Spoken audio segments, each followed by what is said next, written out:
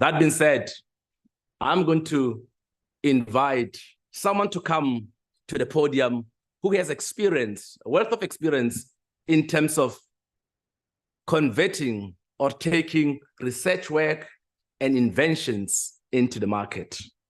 Ladies and gentlemen, it gives me pleasure to welcome to the podium our keynote speaker, and that is Martin Magwaza.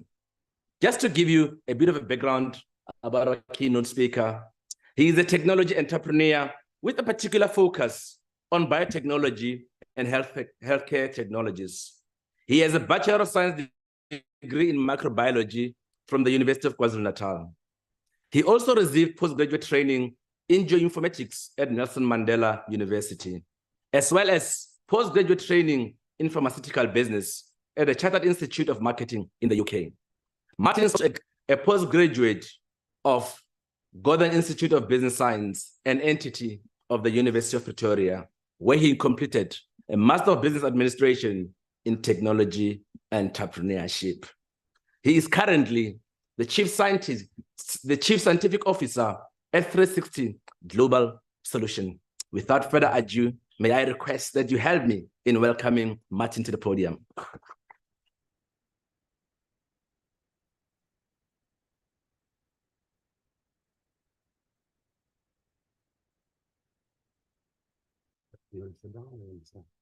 No, instead. Okay, sure. Thanks.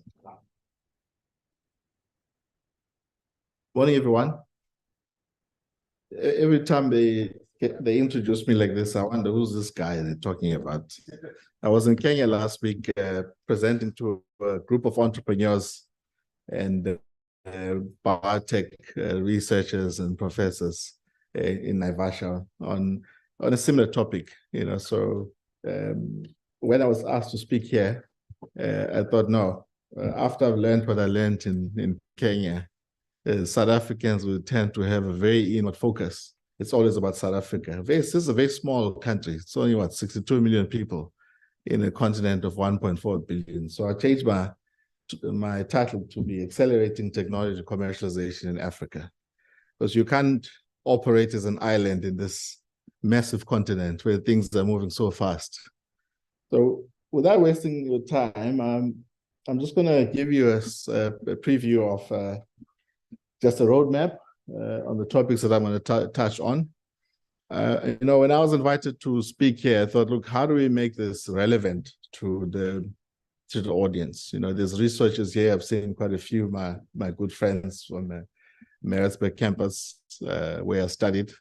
You know, students who are interested in the field of entrepreneurship. So I thought I'll find examples, practical examples that you can relate to, which speak about this translation of research work, the great research work that is done here and at other campuses, into tangible products that ultimately can solve real problems in the world, not just sitting in a shelf somewhere as a doctoral publication or a master's or whatever, or a patent. How do we translate this great work that you guys do into tools that society can use to its benefit? And I must just declare, my context is in the healthcare. You know, there's applications of biotech and other technologies in other fields. I have a very, very narrow focus, and that's healthcare. So I'll talk a little bit about, maybe just a few seconds about my journey. You know, before you can call yourself a tech entrepreneur, you've got to have some battle scars, you know, and one of them is through trial and error. After I finished my BSc in Natal, I got confused a bit and I went to study other things. I'm still not sure why, but it came back to be useful later. I got an opportunity to do a master's in the University of Maryland in biotech. I didn't finish it. You know, I was more focused on other things, which, since this is recorded, I can't say.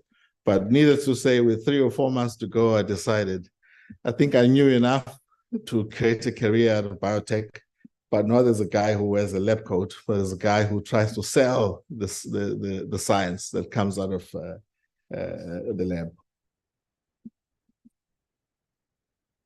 And another perspective, when you say biotech, how do you know that you're a biotech entrepreneur? How do you know that the work that you do actually matters? So we've done quite a number of interesting things. A few years ago, we partnered with NEXA and UCT. We identified there's a young lady, Dr. Catherine Driver. She had come up with a way of targeting cancer cells, using a very novel method. It was a wonderful PhD that was sitting and collecting dust at UCT. And it was quite by chance that you discovered it. I mean, you know it quite well, Prof. So it was quite by chance that we discovered it. And we put in some money with some mates, and we took it through some in vitro work, and we found that there was some value in it. And we invited more friends to put in a little bit more money to take it to some preclinical work. And that concept became known as a product known as GlueCap, which is still being tested, and soon it'll be going into humans with the hope of taking it into the clinic. So what it does is we wanted to use this drug. I mean, it's actually a compound that is conjugated with a radioisotope that targets cancer specifically. Very exciting way. We all know the cancer burden is growing each time. And so exciting work, widely published locally and internationally. And then the other one was, we identified that this era of monoclonal antibodies, peptides is growing, particularly with reference to cancer treatment. But when you look at the cost of these peptides, these monoclonal antibodies, it's exorbitant. If you look at what medical schemes pay, I mean, if you're on the highest plan, as an example, they pay up to 400,000 rands. You look at ipilimumab, for malignant melanoma, as an example, it's 1.4 million rands roundabout annually. So there's always going to be a shortfall.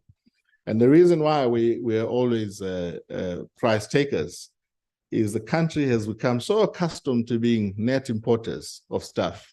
I mean, with all the brains we have in this country, I always laugh. South Africa is probably the second or third largest exporter of radio tracers for imaging. Technetium 99.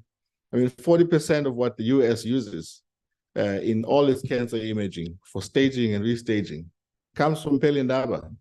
I mean, isolating and separating those antibodies on the basis of weights, of their weight, molecular weight, is one of the hardest sciences that exist. But at the same time, we're one of the biggest importers of plastic toys. I was looking at the SARS stats not so long ago. I mean, we import like 6 billion rands worth of milk every year. I mean, you see the contrast is that we've become so accustomed to relying on other countries to create manufacturing capacity for us. And we just buy dollars and import their products. And another very silly example, which it always boggles the mind. Things like margarine, sunflower oil. With so much land in this country, we import sunflower oil. Why the hell would you want to do that? With so many unemployed people, so much land, beautiful climate and so forth. Those are just a few examples. Then it comes to technology. We want to rely on the West to produce these things. So that inspired me to say, no, but there's a lot of good scientists here. We can partner with the Americans or the Canadians, and we can produce these things here. Let's find a path to doing this. So we partnered with CSR and a Canadian company called Plantform to start using an in-plant expression system to produce trastuzumab, which many of you would know is a very potent drug, a monoclonal antibody for treating HER2-positive breast cancer, which the cancer burden in this country is growing each time. So these are just some of the examples which we look at, and we said, I mean, we can do this thing on our own. We have good scientists in this country. We've got good infrastructure, well, what's left of it, and we can make things happen. So I'm not going to talk about this. This is just my company's focus area. The part that I'm going to speak about a bit is when you think about, so I'm going to refer to the context of biotechnology. It's always important to ask yourself the question, you want to be an entrepreneur, one of the scorecards that we use is the market big enough? Is there, if I get friends to invest their money to pursue an idea, is there enough market traction or potential for us to be able to recover those costs and that investment? So in order to do that, you can't look at South Africa alone. You need to think of technology and opportunity in a global context and not be afraid to play with the big boys. So what is happening in the global biotech industry? The numbers are huge. But in the global market size currently, I mean, it's around about 1.4 trillion. And there are estimates that by 2030, that will reach $4 trillion. That's a lot of money. I'm not saying that we should be aiming to target 50% or 40% of that. A small fraction of that global biotech industry is meaningful enough for us to create more meaningful jobs in the country, to create and invest in more infrastructure to produce an even larger number of researchers and applied scientists who can translate a lot of this new work that is being done into solving even bigger problems. But the bottom line is there's got to be a starting point.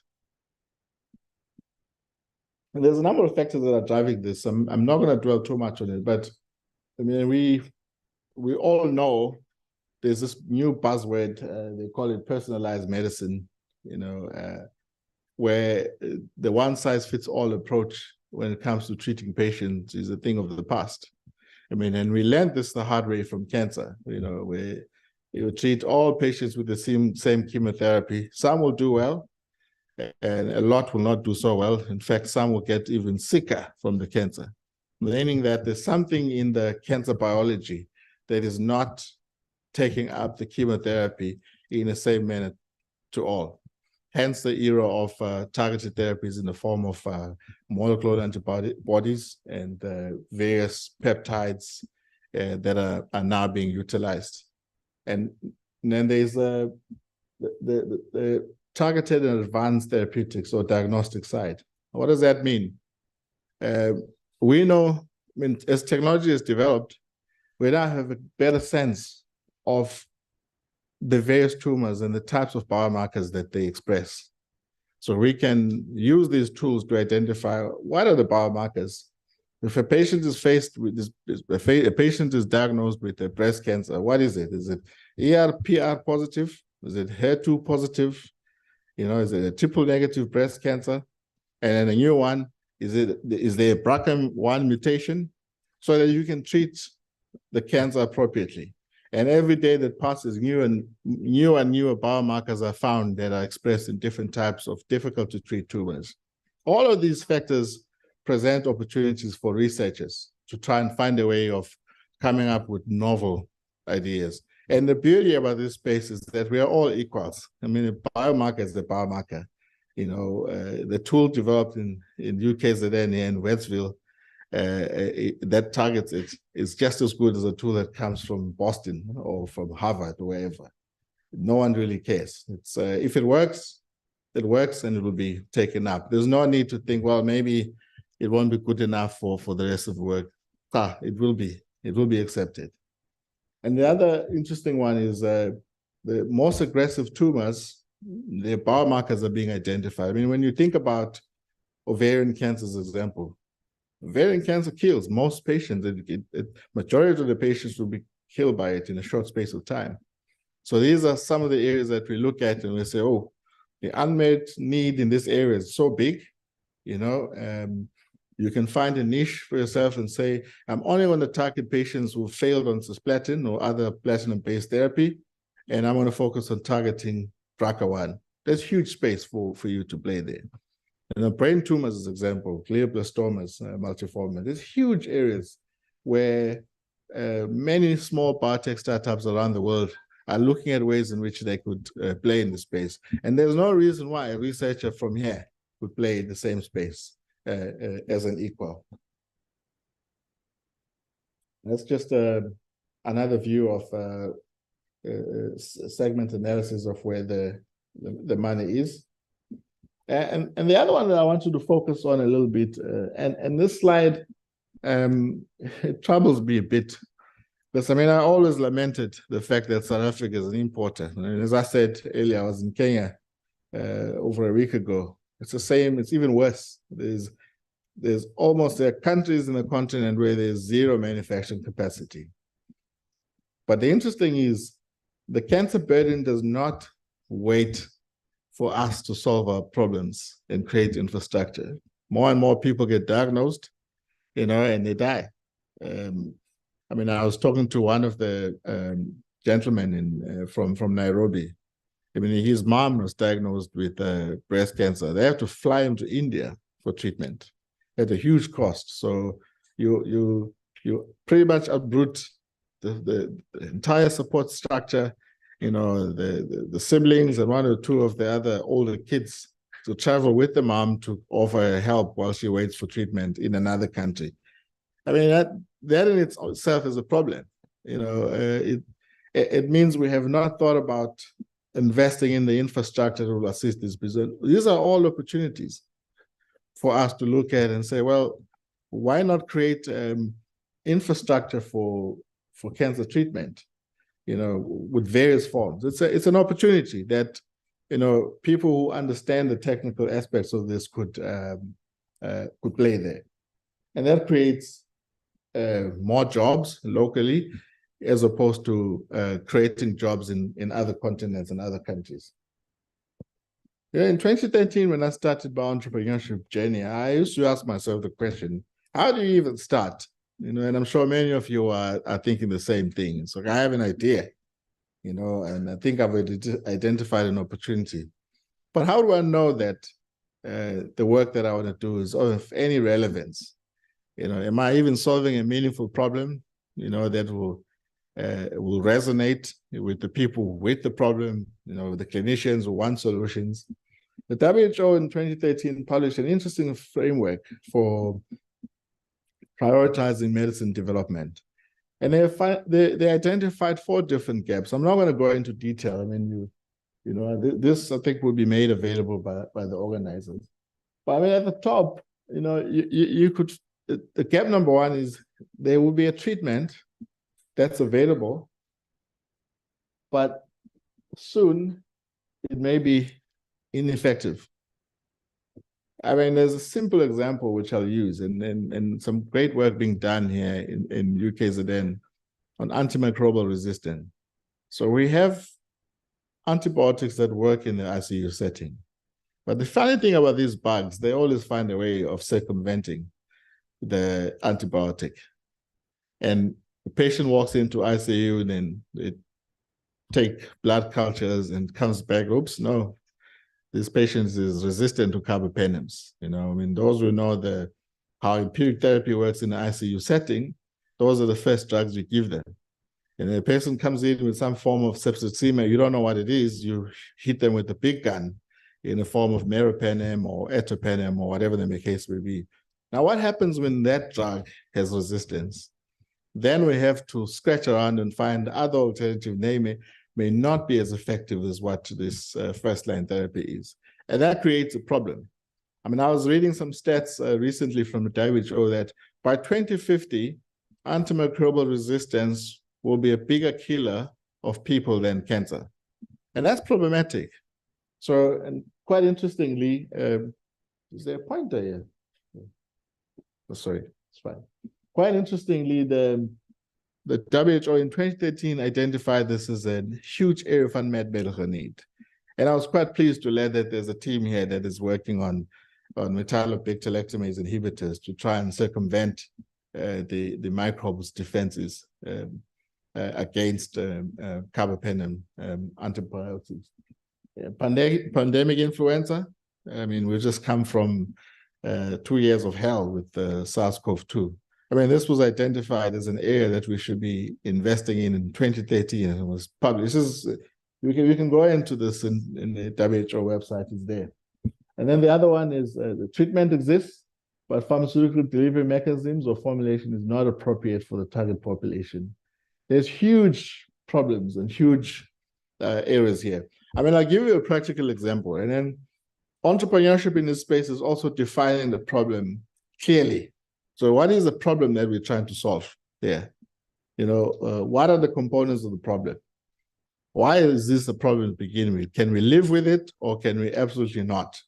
So I'll give you a simple example. I mean, brain tumors is, I got some friends who work on interesting fragments, SCFVs, VHHs, monoclonal antibodies to target glioblastomas. So the thing with mice models that we all start with is it works well there. And then you try to inject it in the body and the blood-brain barrier says, nope, not made at home, can't get in here. So all that great work that is promising in vitro and in an animal model in the preclinical setting falls flat, and then we try again. Another example of this is Alzheimer's drugs. They work beautifully well in vitro, show even greater promise in the first animal model. And you put it into human beings, it doesn't even get into the brain. Huge area. So if you're excited about how to get drugs to get across the blood-brain barrier, I mean, Alzheimer's is projected to be the first trillion-dollar brand product by 2030. So the first pharmaceutical drug to reach $1 trillion in revenue, and it will be the first one to reach 2 trillion and the first one to reach 3 trillion. That just tells you the scope of the opportunity in this space. Then of course the reasons for that is the baby boomers in the US are getting older and they have a lot of money. They have a lot of good healthcare.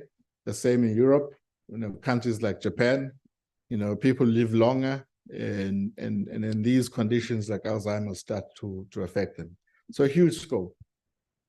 I wanted to give an example of how you could use this tool, just by a few examples, to identify problems that are tangible, that are meaningful for public health, not just in South Africa, but in the rest of the world. Another example, which it always breaks my heart, Africa, especially sub-Saharan Africa, has the biggest burden of HIV infection, HIV and AIDS. So we've done well on the adult treatment with highly active antiretroviral therapy. But there's an interesting stats that is concerning. They say it usually takes about between 10 and 11 years for a pediatric version of an antiretroviral to emerge or to be launched after the adult version has been. And when you think about the fact that there's 1.8 million pediatric patients in this continent, it just gives you a sense of urgency and desperation that is needed. You go to a clinic and you see how some of these pediatric patients are treated, these kids. Some of these pills have to be crushed and made into some form of emulsion. Some have to be broken. It's a mess. So another opportunity. And then the list goes on. Now, I put this together just to give you a sense. I'm not going to dwell too much on these. There's a number of factors that are driving demand here, and a confluence of other factors on the technology side that are driving or facilitating our ability to be able to play and deliver on the promise of biotech by finding solutions. So I've mentioned personalized medicine, advancements in genomics and genetic research, and then a big one, a rising prevalence in non-communicable diseases. I've spoken at length about cancer and a little bit about, Alzheimer's disease. There's this huge area that is growing in the world, rare diseases. With our ability, there are times when people will die and no one really know. They don't know what happened here in this case. Kids born with certain conditions with no names, and now they call them rare diseases. And a lot of them are driven by the dysfunction in the various enzymes in the body. So that has ushered in an era of two types of interesting treatments. Enzyme replacement therapy. When you think about Gaucher's disease, as an example. And then the other one is gene therapy. I think the most expensive drug in the world currently is a gene therapy from Novartis. I think it costs like $2 million a year or something like that. So rare diseases and orphan diseases, huge area. The US FDA and the European Medicines Agency have even created a separate category and a separate set of rules to facilitate early access, to some of these drugs. And they make sure there's an accelerated path.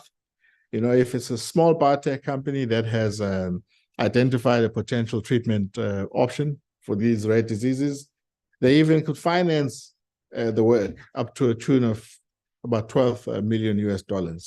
And that just demonstrates to you the extent of the desperation for new solutions that offer promise to these patients who don't have treatments.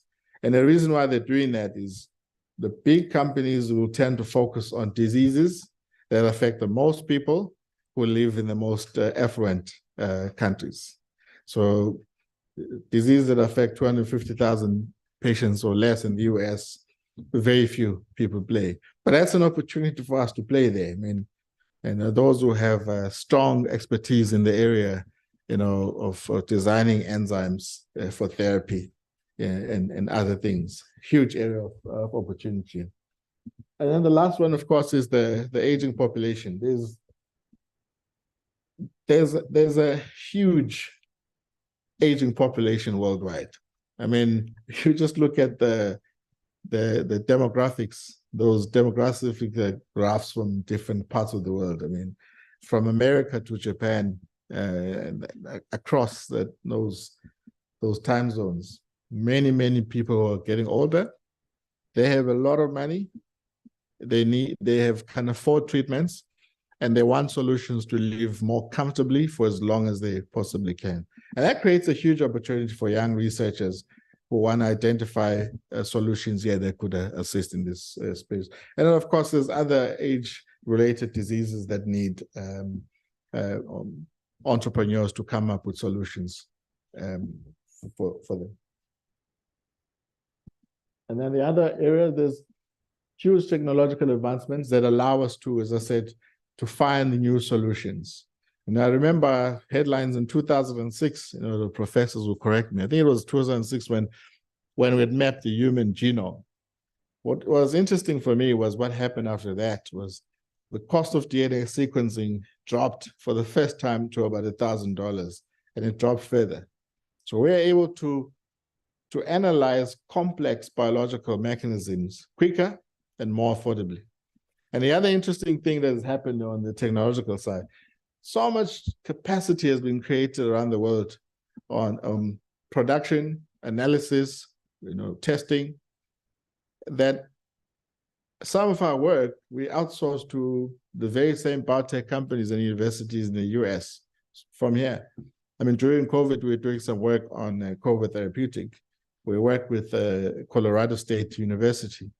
They're the only ones during that period who were able to accept a new project, from us. In other countries like our own, it was chaos in terms of movement of materials. We couldn't even get reagents imported into the country. We couldn't get cells from the US imported here. So all those things led us to outsource. And it made me realize that there's a lot of spare capacity that one could utilize. If you don't have equipment here, you have a bit of cash, ask the Chinese to do it, or the Americans, or the European. As long as you own the IP, that's all that matters. Up until the point where we have all our infrastructure and things we need in this country to solve our problem. And then, of course, there's many countries that are increasing investment in biotech. I remember in January of 2013, I think it was at the CSR or at NIF, I don't remember. There was a launch of South Africa's bioeconomy strategy. There's many other countries that have these wonderful documents that speak to how the bioeconomy could be created, strategies around it. And with that followed a huge infrastructure and investment, to try and create this national infrastructure for doing work in the biotech space. So the environment is ripe for us to do some meaningful work in this space and create new solutions for existing problems and emerging. And then the other one, of course, a lot of people don't really relate to this, but the regulatory environment has changed so much for the better. You know, I remember when I was a young entrepreneur, trying to interact with MCC was like pulling teeth. You know, they never responded to phone calls, never responded to emails. It was just, there was just like this firewall around them, you know, which made it difficult for us to understand how to play in the space, because regulations in biotech and healthcare are massive. So, I mean, with the formation of SAPRA, things have become a lot better. You want a meeting with the CEO of SAPRA, you are likely to get it in a week, 2 weeks, you know, at worst, 3 weeks. But you can have an audience with them, present your case and what you want to do, and they'll have a panel to advise you on the do's and don'ts and how they'll assess the opportunity. I mean, for a person trying to get into space, it's a huge step forward for us.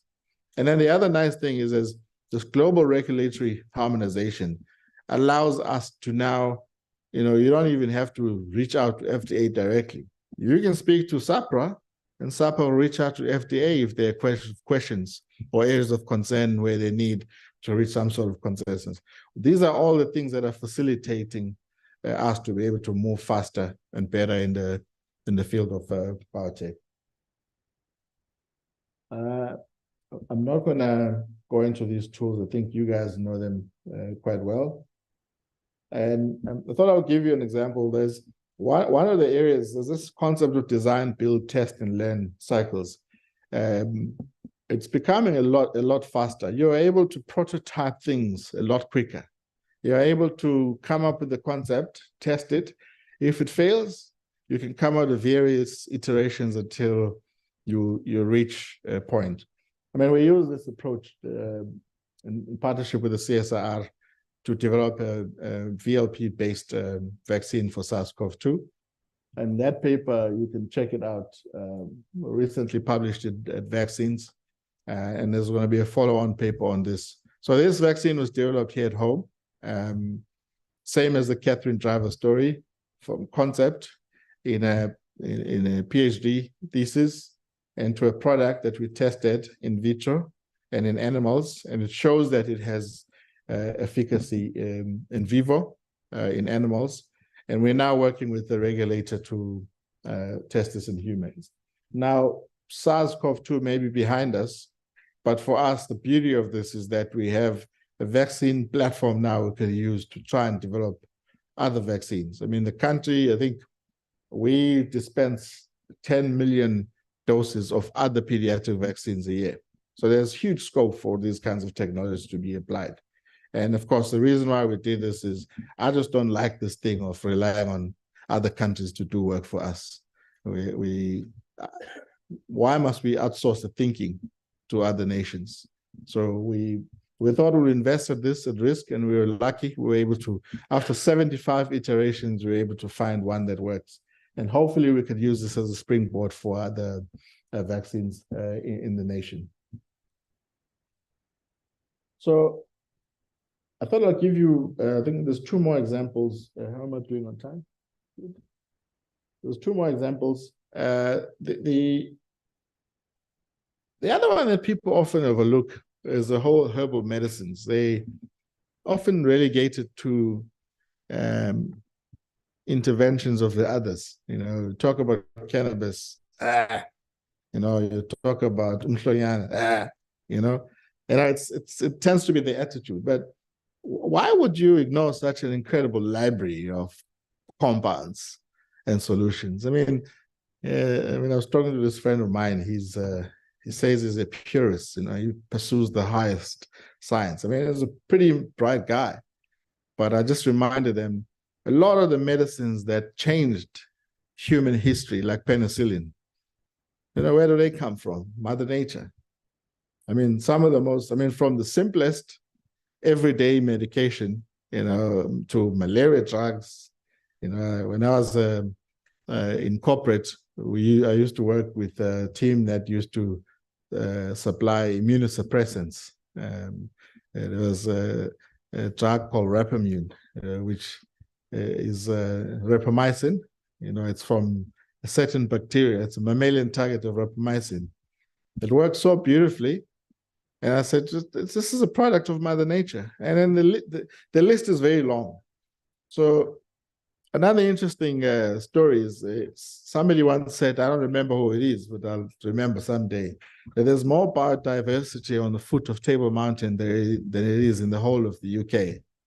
Now, when you think about the extracts you can find there, and this library of compounds that we don't even have to use them in their natural form, but they could teach us something about what could be done to treat various conditions.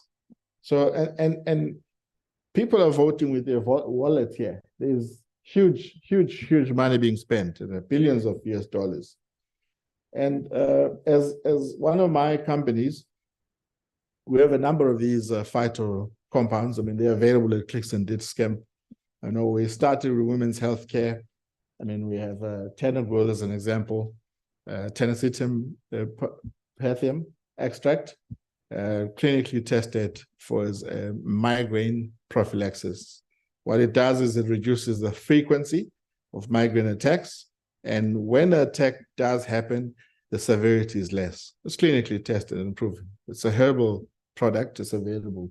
And what we do is, as a solopreneur, we package it, we manufacture it in a facility that produces other high quality pharmaceutical products. I think this is my second last concept and example, because when I leave here, I want you to get a sense that this is very doable and there are practical examples of doing this. The other one is drug repurposing and reformatting. There are many people who talk about this. You know, there's few companies that actually do it successfully. And this, for me, I was inspired when I worked for Pfizer many years ago. I met a guy who was one of the co-founders of a company called GeneLogic. Now, GeneLogic was a small biotech company. They tried a lot of different things and failed. So one of the co-founders decides, I think there was at the time, there was a publication with Vioxx, which was a painkiller, a COX-2 inhibitor, had just been pulled out of the market because of underreporting of deaths and other problems that had emerged. And he had a bright spark, and he says, imagine how many of these failed compounds sit in the various libraries and fridges of these pharma companies. Why don't you take them and analyze and see if we could find new uses for them? And his partner says, but why would you want to do that? They failed. And he says, no, they failed in the indication that it was targeted for. The company that developed it had a singular view of what this could be used for, and that's what they pursued. But what had happened at that time is tools of identifying how drugs interact with humans had emerged. Ways of analyzing, in silico, how drugs could be used for other applications based on understanding the pathway. These tools had emerged. GeneLogic started this major campaign of repurposing. What do you think was their success rate? Those who've read the case study must not answer. Anyone, what do you think was their GeneLogic success rate out of 100 drugs that they took from the fridge? Any number? 2%. Another one? 1%. Another one, last one? 15. That's close enough. GeneLogic had a 47% success rate, and it was bought by a company you all know as Roche today. A lot of the Roche product were the result of GeneLogic's extensive repurposing campaign. So when you think about it, fast forward 10, 15 years, well, 17 years now, I think, there's more tools that we could use to make drugs work better. One of the tools that we like to use is this whole concept of nanotechnology. So we work with the CSIR on nanoformulating drugs. I think 70%, let's say 40% of drugs in existence have a solubility problem. 70% of the drugs in development have a solubility problem. If you can find a way of solubilizing, the first thing that you do, you increase bioavailability. And the other one, since drugs that are less soluble, they have a very narrow therapeutic index. So you widen that a bit. So meaning those that could otherwise be very potent in addressing the problem, but are associated with high toxicity. You can start reducing the toxicity whilst getting the benefit of high efficacy. So that's one of the examples. And then, of course, there's this whole, if you can formulate, you can make them water soluble, it allows you to reformat. I mean, we've done some work with the CSIR on lumefantrine. Lumefantrine is, it's like trying to dissolve sand in water. That's how insoluble it is.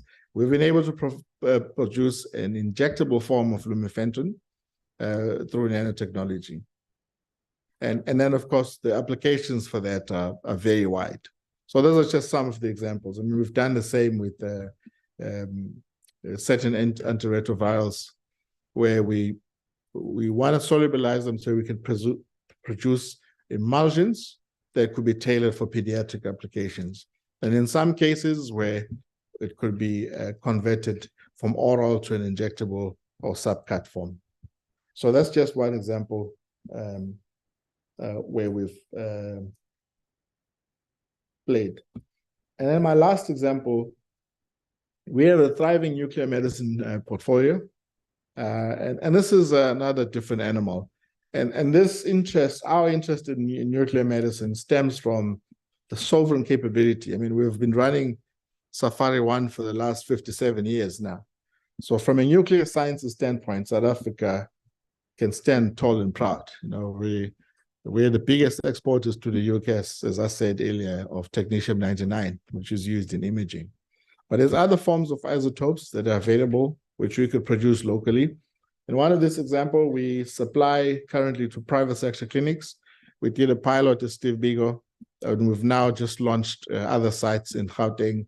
It'll be coming to Nkosi Albert Luthuli, and then the other state hospitals around the nation. And this is rhenium-188 in the form of a paste, and we use it for the treatment of non-melanoma skin cancers, those basal cell and squamous cell cancers that are not ideal candidates for surgery or are not responding to the topical chemotherapy. But of course, we'll be applying this in the treatment of osteosarcomas as well, and various other applications. So what we're doing is we're taking a capability that exists in the country and we're pairing it up with other capabilities that exist elsewhere to find new solutions for solving problems. I think that's my last slide. And I hope, ladies and gentlemen, I've given you a view of this mess of commercializing technologies. And I hope I've given you a sense of some examples that this is actually tangible, it is doable, and it must be done. Thank you.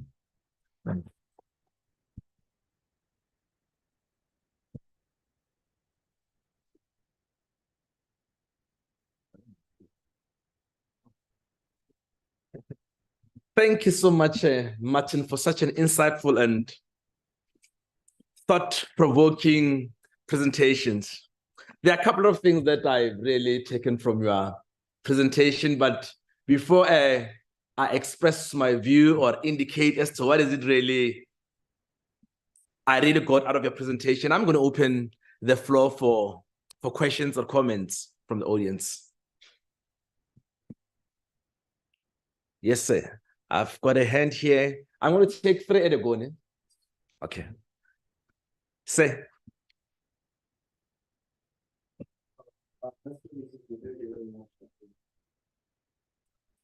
just wanted to share with the experience that you just shared with us, and most of us are scientists, and we believe for a working formula to solve different problems. But now there's no guarantee from our perspective of protection of our discoveries, say IP, and then with your experience with what you just told about recently discovered, how were they want to get discovered and not the institution? And again, the gatekeeping of the institution to the developments by the institution.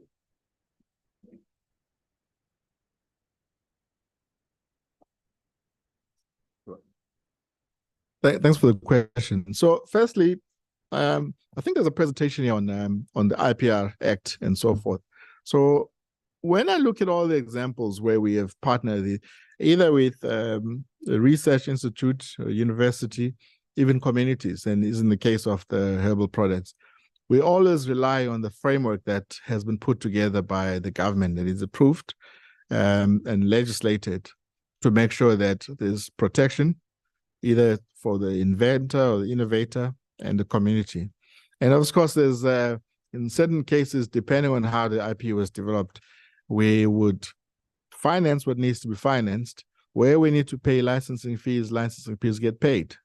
And where royalties get paid, which is 100% of the time, we pay royalties.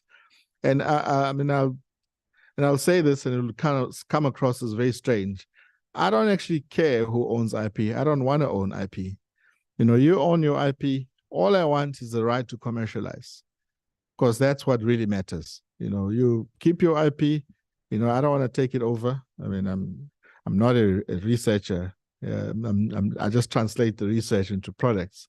All we're interested in having is a right to commercialize. You know, as long as that arrangement between the inventor and ourselves exists and it's secured through the laws, we're happy. So the concerns about theft of IP and so that may be an issue, but just tighten up on the contracts and make sure that the university's legal side, you know, and tech transfer office assists you in tightening that. And that's been the case with us throughout. Oh yeah, researchers are rewarded. I mean, I'm not at liberty to disclose, obviously, but they are rewarded very handsomely. Thanks. I think there was a hand at the back. We have a hand at the back, and then we have a. Did I say one hand? Just 3 hands. You're not doing that well in terms of time. But if ever there are more hands, you could take them. But for now, let's take one there, and then we'll go that side. Yes, ma'am. Thank you so much for your presentation.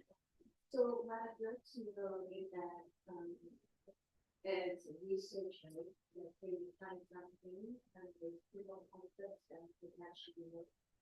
And I'm actually aware that it has to go to another testing stage and that would take planning.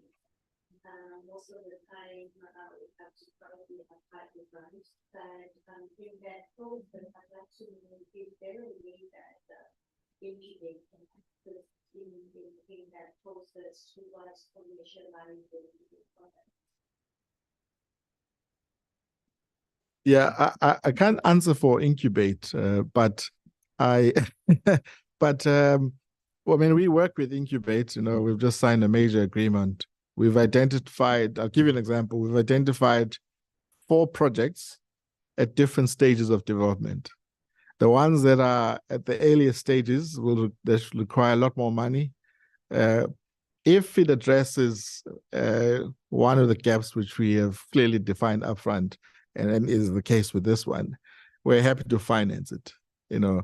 And in those that are at more advanced stages, as is the case with the Metallo project, we're happy to take it further. So in that case, we'd license it, you know, via Incubate, you know, and then we pay whatever needs to be paid, and then we'll invest in the next phase of development. But it all depends on the different stages. There are some projects that sound interesting, but haven't been tested. Sometimes we may take a risk if it's really, really, really promising. But if it's just a concept and doesn't really address an unmet medical need, we often will just pass. So I hope that addresses things. Thank you. Last question from my left-hand side or the middle side. Yes, sir. My question is that you might have a lot of criticism, right, when you start up anything. So how did you deal with that things, and then how did you come up to how your business go? I assume that you might have caused a lot of negative criticism and positive criticism whenever you start anything. So what is your thought on that? Yeah, so I think I can share stories with you on that. So the criticism will come. You know, not everyone will agree. Others are skeptical. and others. I mean, at the end of the day, we deal with humans. In some cases, there may be mistrust. Some investors expect royalties of 50%, which is not practical. So it all depends on what the goal is at the end of the day.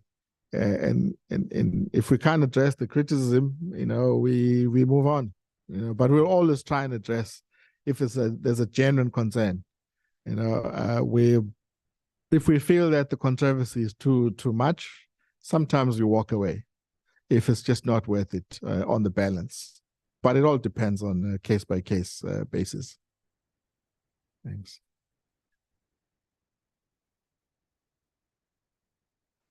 There is a hand here. Thank you for an insightful talk, sir.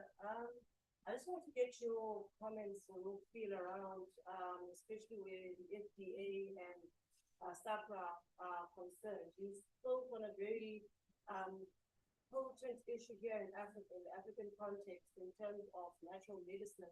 And we have a very rich history in that regard, but there seems to be a lot of barriers where we're translating seemingly working medicine in the traditional sphere into a more commercial setting like this, because there are lots of regulations around that. So I just want to get your commentary around whether you feel like our regulators, the SAPRAs and your FDAs, are more receptive, or are there any changes in regulations that are now allowing for that gap to be bridged? Well, that's a very good question. So we've come a long way with regards to the herbal or traditional medicines. And one of the major steps forward with SAPRA 2 committee started under the leadership of Mandi Sahela, I think in 2002, was the creation of a category of medicines at the regulatory level called the complementary medicines. So they've defined the various categories, and there's published criteria of how they will accept it.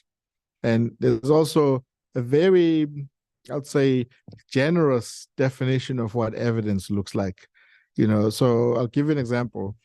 If there's a herb which can be demonstrated to have been used by a particular community for whatever period of time, and I think they want 2 or 3 members of the community who are respected, whose credentials can be verified one way or the other, to make an attestation.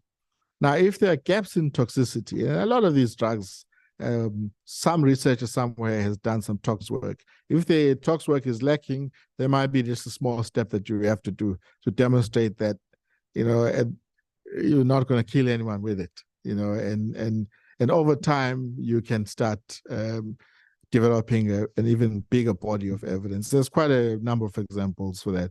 In fact, in Europe, if I may just give that example, the European Medicines Agency, when it comes to herbal medicine regulation, I've gone through a lot of dossiers from that side. There's a section where they ask for evidence, and there's just one sentence: established traditional use in Europe. No questions. So there's ways in which it means it could be done, but the most important thing that the regulator wants is do not cause harm. That's the main thing.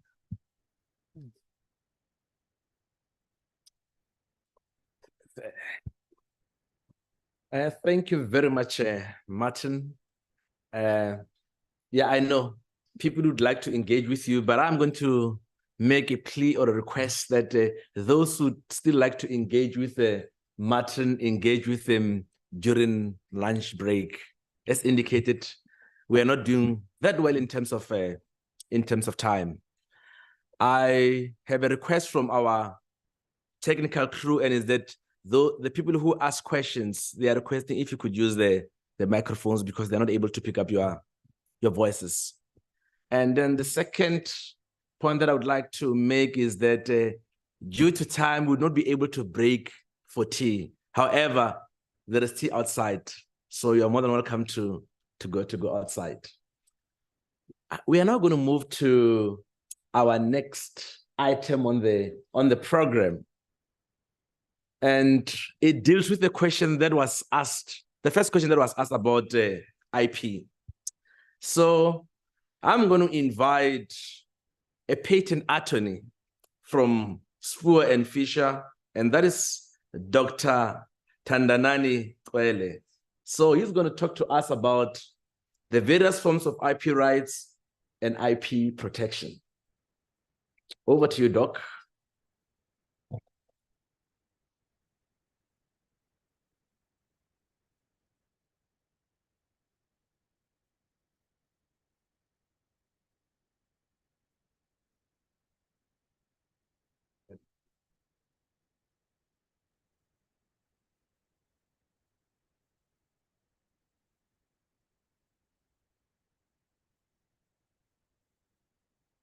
I think it's still the morning.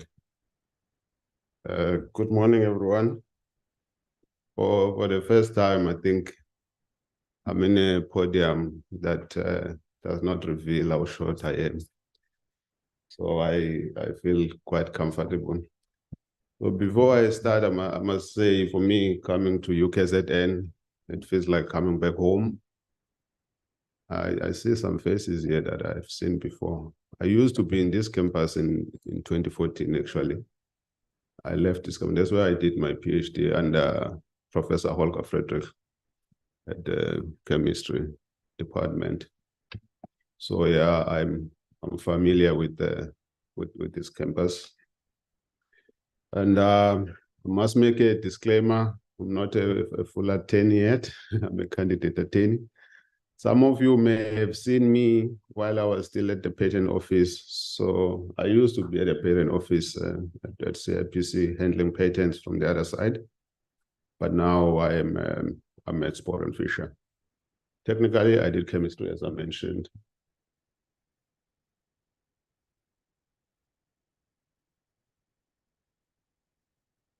It doesn't seem to be moving, I think.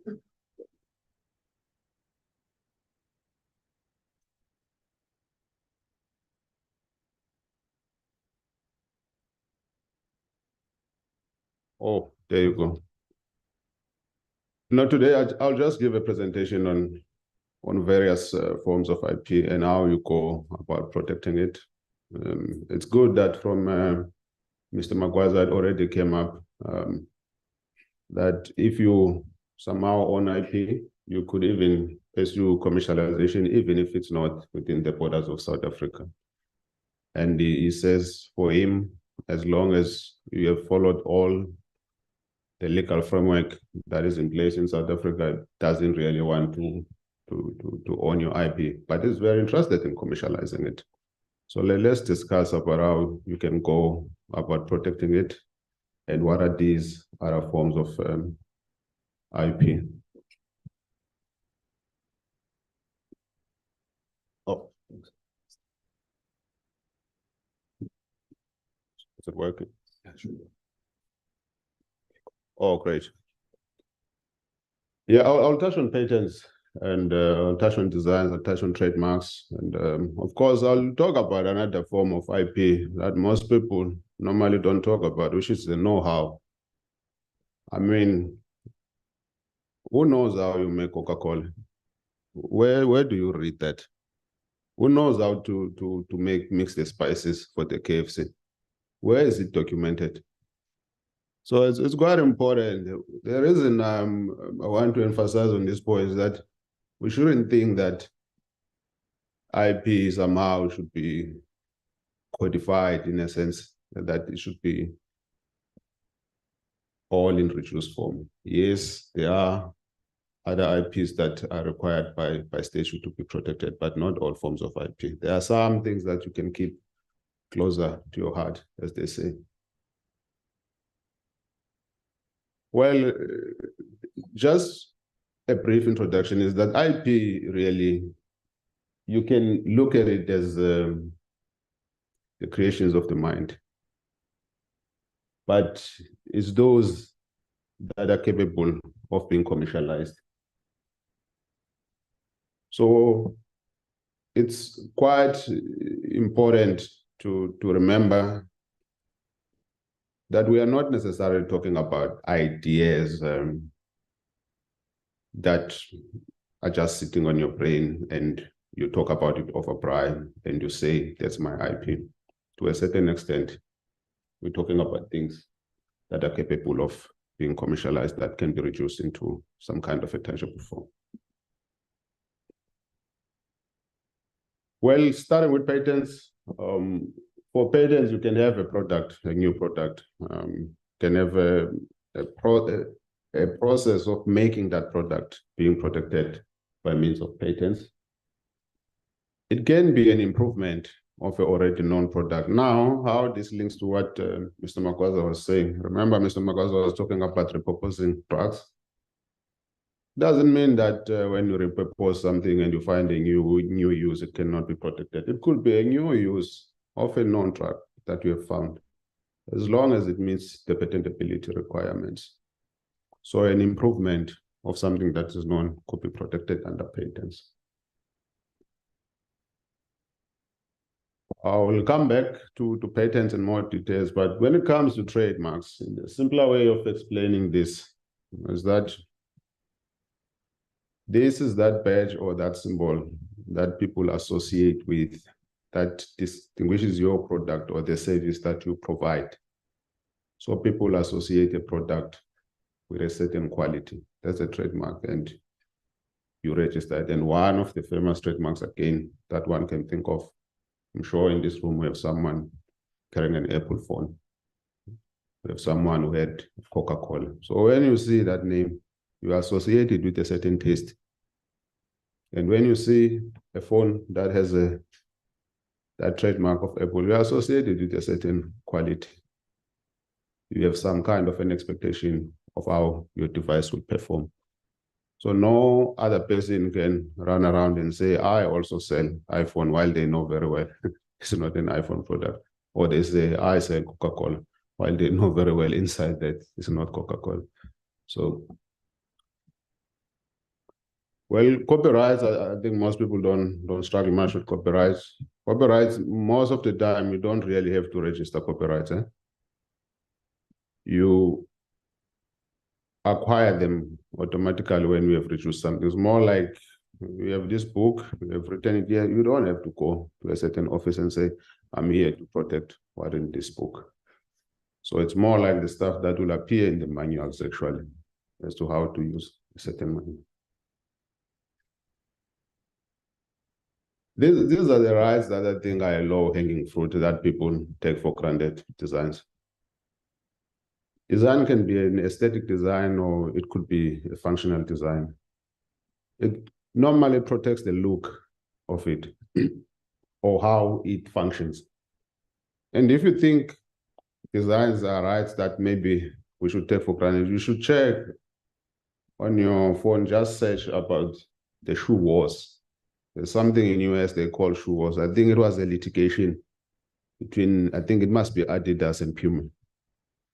I think around that time, there must have been an event or a marathon, some kind of a sport event. They were fighting over shoes about how they were designed. At some point before, when I was still more active, I used to run. So I know there is a technology that goes into these designs. This guy from Kenya, I know he uses Nike, not any Nike, the way it's designed. So there are some rights you can protect under design. It's how it looks, but when it comes to a functional design, it may have to do with how it functions. Well, the know-how I've already explained. It has to do with the confidential information. But I think I have to explain more about this. Think about it this way: if you were to just share the confidential information with me and only me, what happens when I disappear? So what I will advise is that to a certain extent, rights like this are regulated by contract law. So such people will be bound by contract to keep that know-how confidential and not disclose it. So somewhere it's written somewhere, although it's not really protected in any certain office where you can have a certain number associated with it. And most of the time you will hear when there's litigation that has to do with know-how, most of the time people will say we are going the arbitration route. We're not going to court. Because what would be the point of going to court so that you will disclose what was in the contract so that everyone else now knows it? It's no longer confidential. So stuff like that, that you protect under the know-how. Already mentioned the KFC receipt, the Coca-Cola as one of the examples. Well, I think in summary, I can say, think about IP not as one form of IP. Think about IP as rights that can be embodied in one product. You could have different IPs in one product once you have a product. Some IP rights, you will start to have them before you even have a product. But by the time you have a product, the product may embody different forms of IP. For instance, this multi-tool that you see here, you can do many things with it. In terms of a patent, you can protect the manner in which you manufacture this. You can protect the mechanism in terms of how you use this. But you see, if you look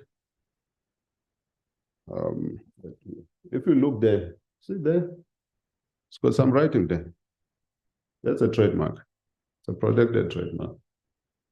And when you look at the way it looks, surely this performs a certain function. Just look down there.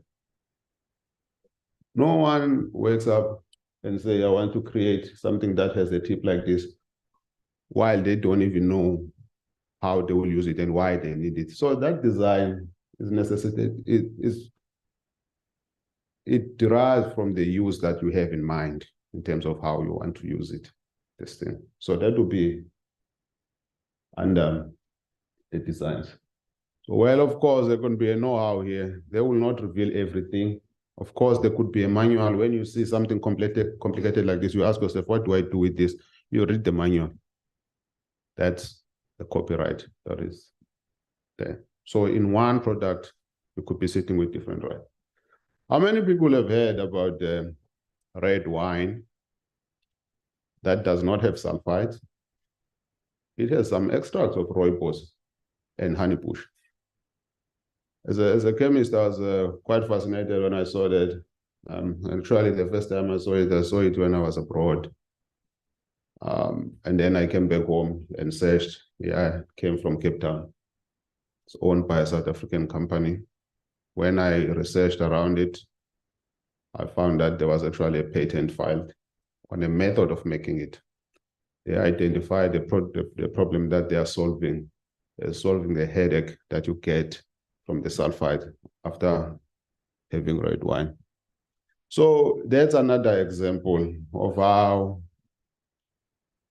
you could have different IP rights over one product. Method of making that wine could be protected. Of course, that bottle outside is branded. That's a trademark. Even the way the bottle is designed, you could be having a design right there. So it's not just one form of IP. Well, I have explained this as to what patents are protecting. Patents are protecting actually inventions. You could think about inventions as solutions to technical problems. Now, in an environment like this at the university, what you do in the labs or in your research as a scientist, you're trying to solve a technical problem. There could be some IP that you generate. It's important to protect, because what you do not protect, you have no exclusive rights over it. There will be a presentation after this as to what are the mechanisms that have been put in place in terms of the IPR Act as to how you can go about protecting your IP, making use of the technology transfer offices. Well, at the end, you're going to have your certificate, but what is more important is that you have exclusive rights over what you have developed. As to what you do with it, it's a next step, which could be commercialization, and there are different ways in which you can commercialize your invention. Well, what can be patented? I already explained this, that it could be an improvement, actually. could be a process of making something or a new drug. It could be that problem that Mr. Magaza was talking about of solving solubility. It could be a new method of making the same thing. So there are some requirements that you need to meet in order for your invention to be patented. It must be new, and it must not be obvious to a person skilled in the art. When they say person skilled in the art, I like to reduce it to a normal language for scientists. It means someone who's familiar, not an expert, someone who's familiar in the field should not say, if I take that and that, I'll get to that solution. It should be something that is not so obvious to them to do. So those are the requirements that you need to meet. But what is also important is that not everything can be patented. I know it's common to hear questions as if everything can be protected by under patent. There are other areas where you can protect under copyright, you can protect under trademarks, but under patents, for instance, there are what we call excluded matter. What would be excluded matter, for instance, is that you cannot protect under patents a method of operating a human being or a method of treating a human being. But you can protect a product that is used to treat a human being. So that's different. So there are just some technicalities around what is a patentable subject matter and what is not a patentable subject matter. Well, I've covered this, that the Act uses, or the legislation uses, the terminology that says it should be capable of being used in industry. But, and then it says it deems a method of treatment as not being capable of being used in industry. But what I can say is that what we should take from that is that the policymakers thought it was not a good idea to create exclusive rights over operating human beings. I think that's what we should read from that. But yeah, so it must be novel, it must be inventive. By inventive, I mean, it should not be obvious to a skilled person. Well, novelty, I think it's black and white, it's clear. If something is already known, it's been published, then you cannot protect it. I think this point is important when I talk in an audience like this. When I was still in this university, I myself, I believe in that motto that says, publish or perish. I thought it was just important to publish. People must just know my name. They must know I'm doing some good things in the lab. There are dangers when you with that motto. Once you publish your invention, then it can be used as a disclosure against your own patent when you file in future. So it's important to try, protect somehow, and then publish. You see, you can publish many papers that come out of a patent application actually, because you just started the right way. So you were not all excited about disclosing your invention. When I was still working at the patent office, I had seen something like that associated with a big university, where I just looked for the name of the research. I was like, well, these are rights that you cannot enforce now. Why?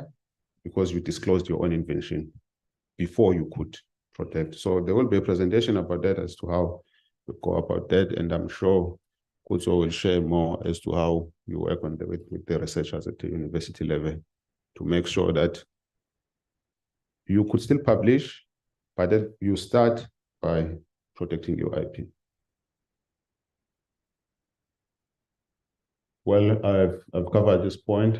I don't think I'll. But the point I want to emphasize here is that, in a way, patent rights are exclusive rights. They are negative rights. You have a right to exclude others from touching your invention. So they can't sell it, they can't make it. It's not really right for you to do something. So it's important, especially when it comes to commercialization, because for you to exploit your invention, you may have to touch on other inventions that are protected. You see, so it's important to understand that principle. So a patent will be protected for 20 years. What is important here is that, as what came to mind when Mr. Makwas was talking here, was that actually some of the problems we have in society can be solved by going to the patent data that has already expired. So we can look at the patent data as source of information about technology advancement in society and see what is it that we can improve. But we can also see what is it that is no longer protected, that we can fiddle with it and make use of it. So that's why I want to make this emphasis that the patent actually is valid for 20 years, not forever.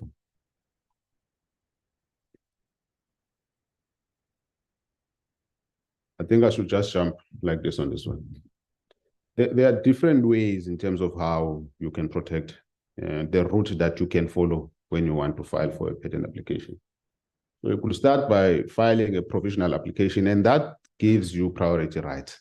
So once you have filed a provisional application, you can then talk about disclosing and publishing and presenting conferences, for instance. After 12 months, at that point, you file your complete application, and then you can prosecute it up to grant. But it's important, this slide, I thought of leaving it in this presentation, but I think it's important given the remarks that were made in the previous presentation. Sometimes you have to have something in mind as to where you see your product or where you see your technology being used. And that might guide the strategy that you follow in terms of where you want to have protection. Because IP rights are territorial. You cannot enforce rights in a territory where you have no right. So for example, let's say you saw the market as being in China or US. It will mean at the time of prosecuting your patent up to grant, you must protect in that market where you see your invention being useful. Because once you disclose and you don't file in that jurisdiction, someone else in that jurisdiction will take exactly your invention and use it. And by the time you get there, you will have a competitor and you have no rights to enforce. So it's quite important. So another route you could follow is what is called the convention application under a treaty, Paris Convention. So you could apply after 12 months, you enter into those countries. During this period, you could even have time to amend your application, polish it so that it becomes a better invention.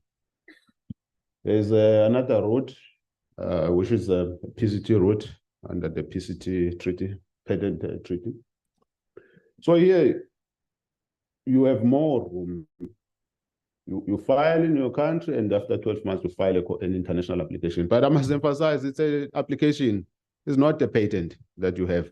You will have a patent when you enter at the national phase with the countries and you have protection there. But what is nice about this is that you will have some sales report to show how your invention looks like. Is it likely to be granted? Is it likely to meet the patentability requirements? Well, I think I have covered most part of the presentation, but what I want to touch on are some design rights as to what is it that you get to protect the design. You get to protect how what we have designed looks like. And when you look at this, you can think of it as when you have manufactured something and it has a pattern relates to how it looks. But when you have developed something, it has a purpose for a specific function. An example could be a spanner. When I grew up, my father was a farmer. I used to see on the tool that there were different sizes of spanners. And there was a reason, because it could not open certain nuts.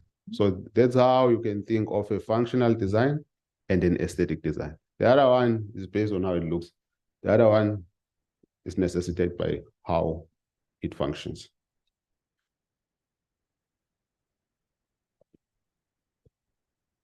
Well, you tend to have less period when it comes to designs. You do not have the whole 20 years for protecting a design. But the requirements are almost the same as you will see. What is important with design, we have something called the grace period. If you happen to disclose today, within 6 months, you can still file for protection and claim a release date. You will just disclose that I released on that day. So it will not be seen as if it's not new if you were to do that. Well, for aesthetic design, we're gonna get 15 years in terms of protection, and for functional design, we're gonna get 10 years. Again, these are exclusive rights. It's a point that I've already made. As for trademarks, the point I want to emphasize on this is that there are trademarks that when you look at them are not descriptive. So they are inherently different, but there are those ones that are descriptive. Those that are descriptive, they will be distinct because of their inherent use. But the point that is important, for a trademark, I've mentioned the terms for other IP rights. Here you can have rights that exist indefinitely, as long as you pay the renewals. And when we go to the shops, we normally associate a service with a certain trademark or with a certain brand. So these are powerful rights that you should think of. Well, these are some of the trademarks that you can think of. And these ones, they fall in that category that is distinct, that is acquired through use. It's because when you think about standard bank, it's descriptive. It's a bank, standard bank.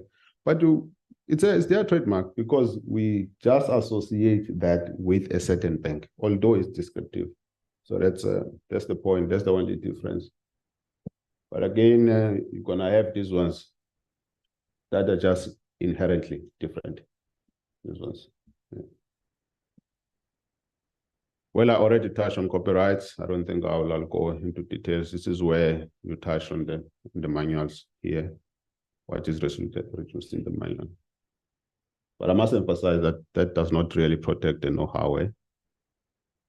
I know it's common to make a mistake of talking about IP and exclude those who are not in science. Yes, you can have artistic works being protected under copyright. Even computer programs in South Africa, they are also protected under the published books protected under. Well, I've said a lot about the know-how. I won't say much, and we all associate it with this too. In closing, there's always a question of what do you do with IP rights? Mr. Makwaza has already explained. You don't protect for the sake of protecting. It's because you want to exploit your IP rights, whether it's by means of commercialization or by licensing. But at the university level, it's normally difficult to do things on your own. Sometimes we use IP rights as a leverage for collaborations as well and form joint ventures. So in summary, you want to protect, but you also want to respect IP rights because right to exclude is not a right to exploit the inventions that you have no right of as well. So that's where I'll end. And those are my contact details. Thank you very much.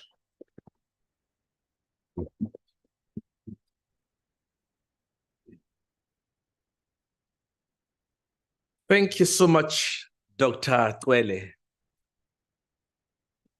We have a speaker who's got other commitments. So I'm not going to take questions now for Dr. Twele. We'll take them a little later. So I'm now going to invite our next speaker, but we're not going to be following the program as is. So our next speaker is Miss Nicole Gobanali. She's the founder of Chakana Consulting. She's going to be talking to us about factors contributing to successful innovation and startup. Well, she's joining us online. I'm not sure if Nicole is ready.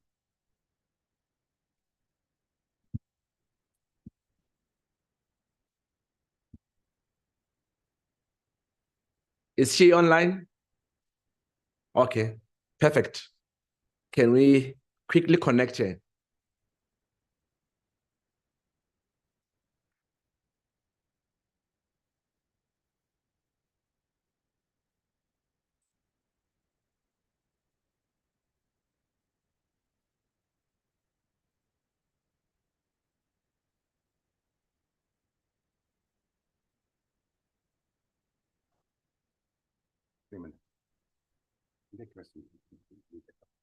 Okay, I'm told that it's going to take about 3 minutes. Could I take one question for Dr. Twele in the meantime?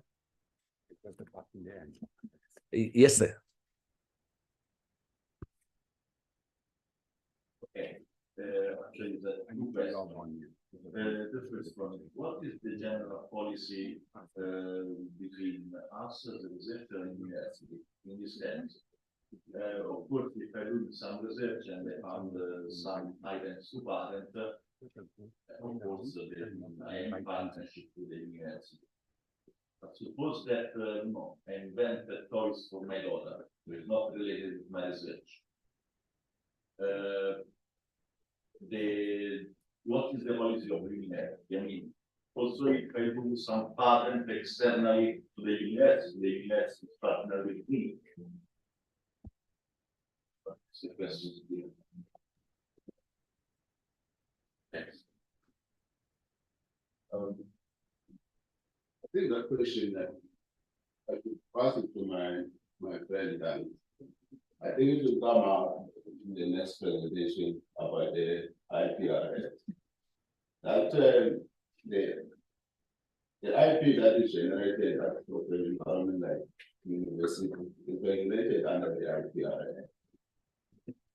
Yeah, and I think there will be a presentation about it. Will give more details. Thank you. Any question? While we are still connecting. Let me see. I've been taking questions from this side, so I'm going to pause. Yes, ma'am. My name is so I'll talk to the IPRS, like Dr. said, but just briefly. So let's say, for example, you're working at the university and you develop something that is not within the course and scope of what you had to. You will then own that IP, and we'll get into the details. For example, I'm hired here as a team maker, but during my time, knock-off time, I come up with a toy for my child. The question is always, are you hired to, was that within the UKZN time, or was that during your time? And is it in conflict of what you had to do at the university? So I'll touch base on that when I do my presentation on the IPR. Thanks. Okay, let me take Is she ready? Okay, we are ready on our side. Is Nicole ready? Can you hear me? Can you hear me, Nicole? Yes, I can hear you, but it seems like the host needs to start my video. Please unmute.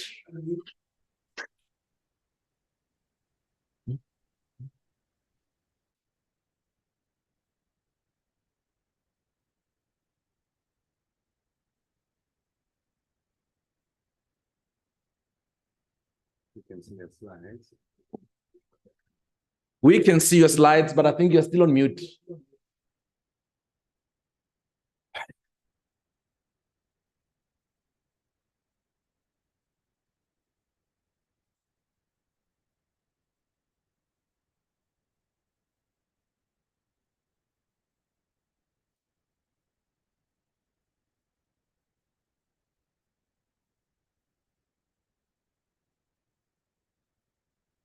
Good morning. Can you hear me?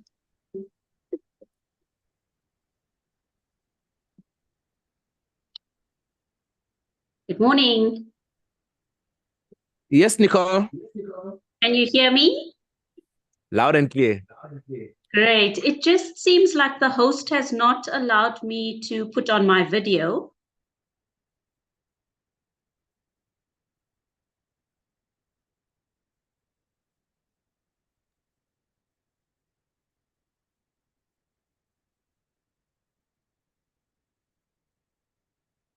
Continue. That seems to be working. Okay, good morning, everybody, and sorry for all the technical issues. Thank you for having me this morning, and I'm really here to be talking about factors that can contribute towards successful innovation and startups.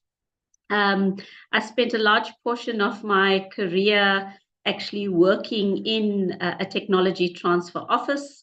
I headed up the CSR's licensing and ventures office for a few years.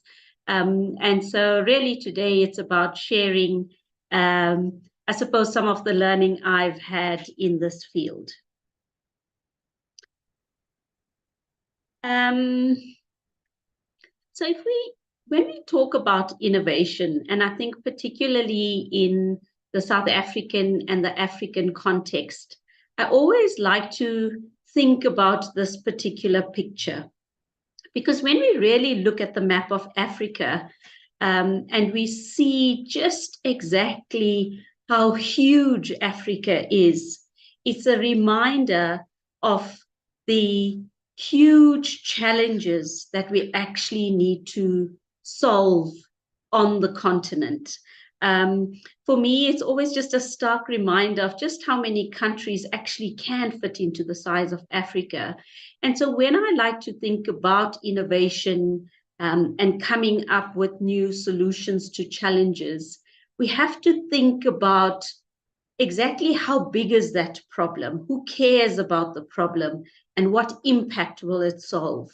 And when we work that back into the research that we are conducting, it then just enables us to ensure that the solutions we're producing are going to actually focus on those larger challenges that we're trying to resolve.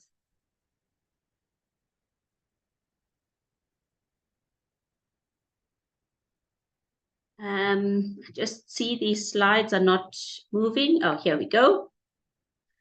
I just want to check, are you seeing the slide around emerging from the crisis in Africa?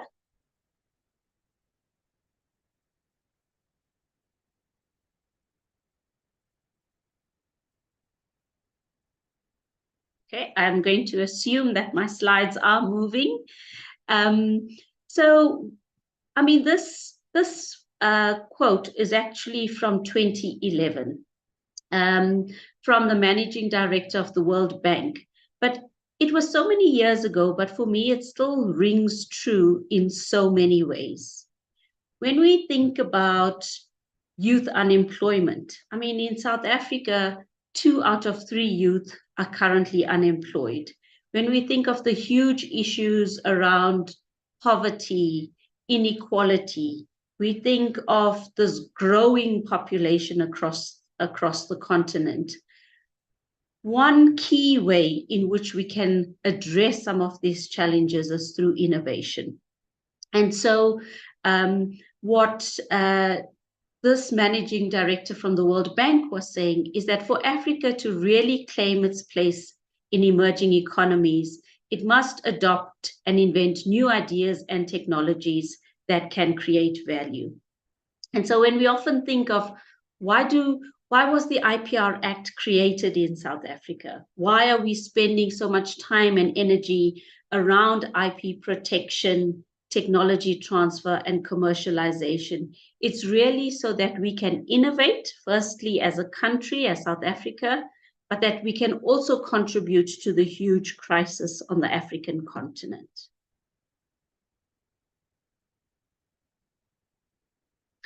So, you know, we often talk about a number of terms interchangeably. And for me, it's really important that we actually just remind ourselves what those different terms are and how we differentiate between them. When we're talking about creativity, we're actually not talking about innovation. Creativity is really the act of turning new and imaginative ideas into reality. Okay, so if we want to be creative, how do we then turn that into an art form, for instance? Okay, we're turning something imaginative into something real and tangible. When we think about an invention, and you probably hear a lot about this, we're thinking of really creating something new and novel. And often when we're discussing patents, it's about, is there an inventive step in that development? When we talk about innovation, it's really about turning a new concept, business model, new approach to doing something into commercial success or widespread use. So when we talk about innovation, we have to think, has this reached the market? Has there been some value created for the end user? Has there been widespread use and adoption? That's then when we have an innovation. So when we just use the term innovation, when we say, oh, I've just created this new innovation, it actually is incorrect. And so one of the key aspects or key success factors I find in working in a research and development environment is for us to also get the lingo correct. Because when we talk about these things, we should all have the same understanding. Another aspect to remember, I love this quote by Warren Bennis. And what he says is that innovation by definition will not be accepted at first. It's not something that's just easy and that can happen overnight. And I think we have to accept that innovation takes repeated attempts, endless demonstrations, monotonous rehearsals, before it can be accepted and internalized by an organization. So I always like to say, whether you're a researcher, an engineer, someone working in the tech transfer space, when one is involved in innovation, it requires patience, but it requires a thick skin. It requires perseverance, persistence, determination to get to the end goal.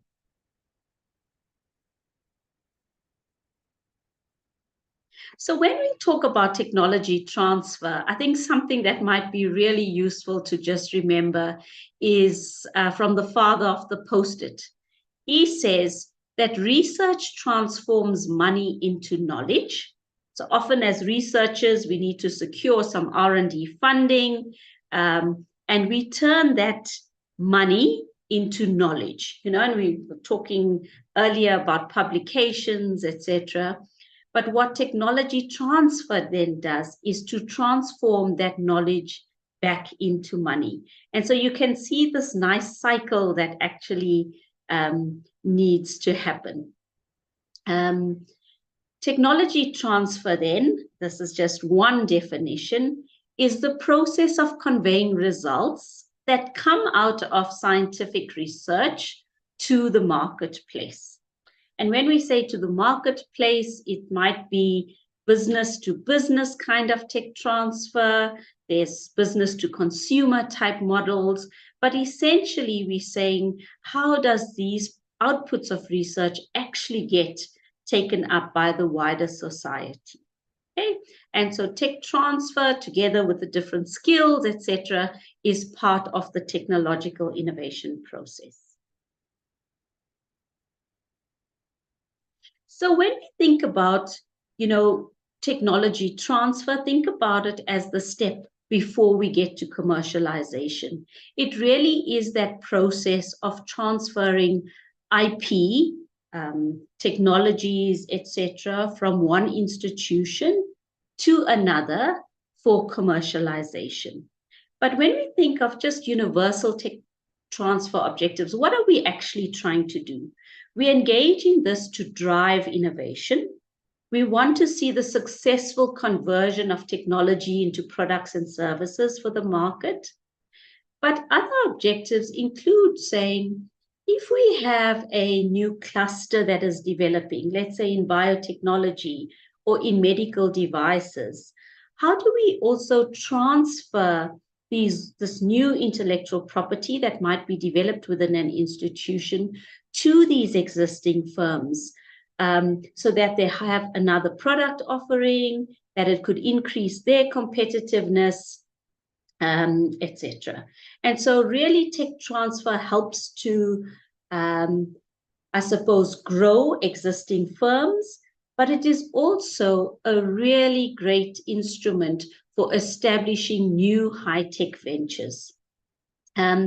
We know that the emergence of new enterprises, small businesses, is where the job creation is going to happen. That's really what's going to address the huge youth unemployment in our country.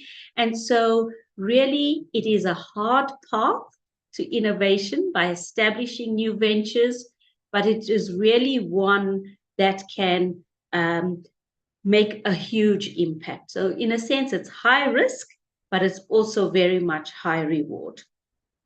Now, of course, all of this will come with job creation, growing the local economy, but we also want to see new products and services that is going to improve the lives of our citizens, and that's the social impact.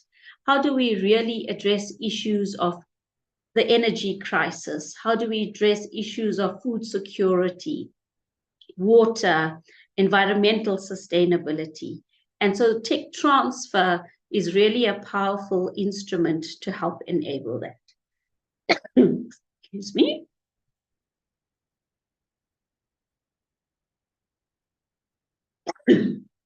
So the previous speaker was talking a lot about intellectual property, and often we think about intellectual property in the traditional sense of patents and trademarks and copyright.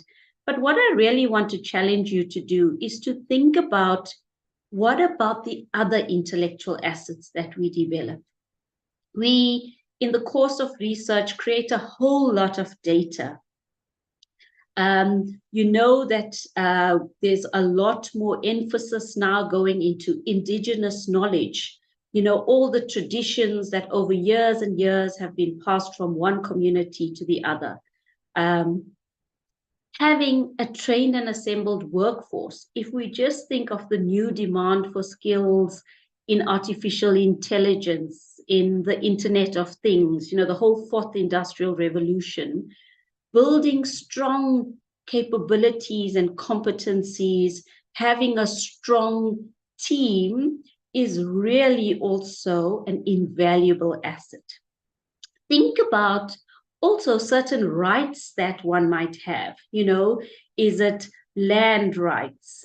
Is it rights around certain water or air? A particular location that one might be could really be an extremely valuable asset in terms of commercializing technology. The database that you build up in terms of customers, etc. So I like to think of intellectual property more broadly, because then you can really look at how to exploit it more fully.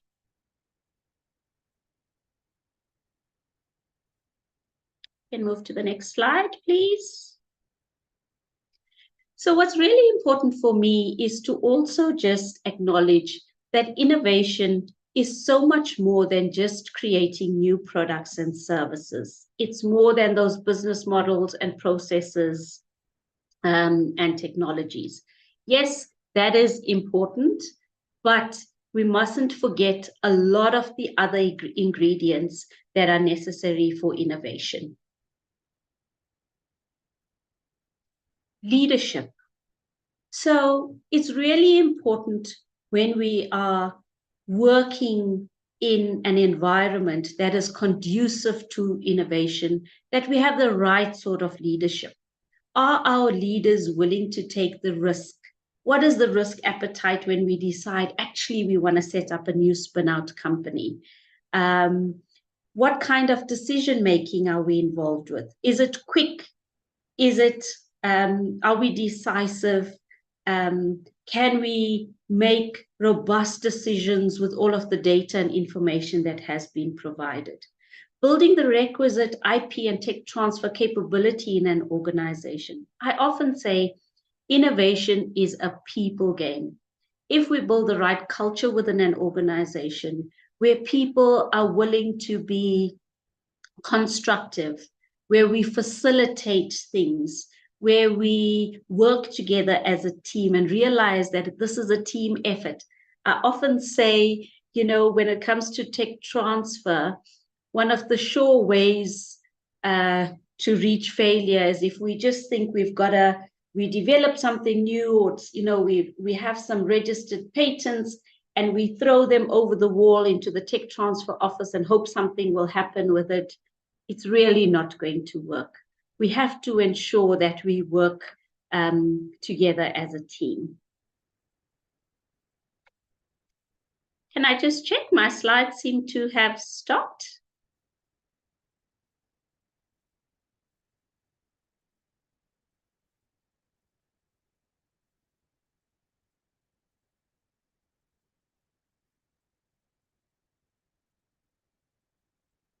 Simpiwe, can you still hear me? We can still hear you, but we can't see your slides. I wonder what's happened.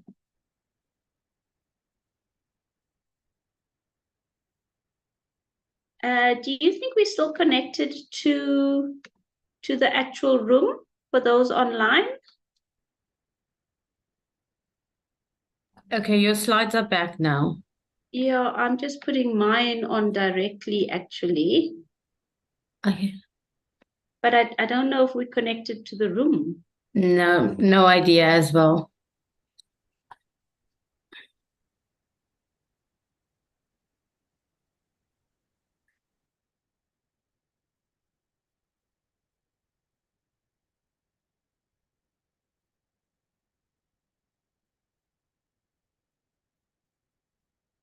I think we're back.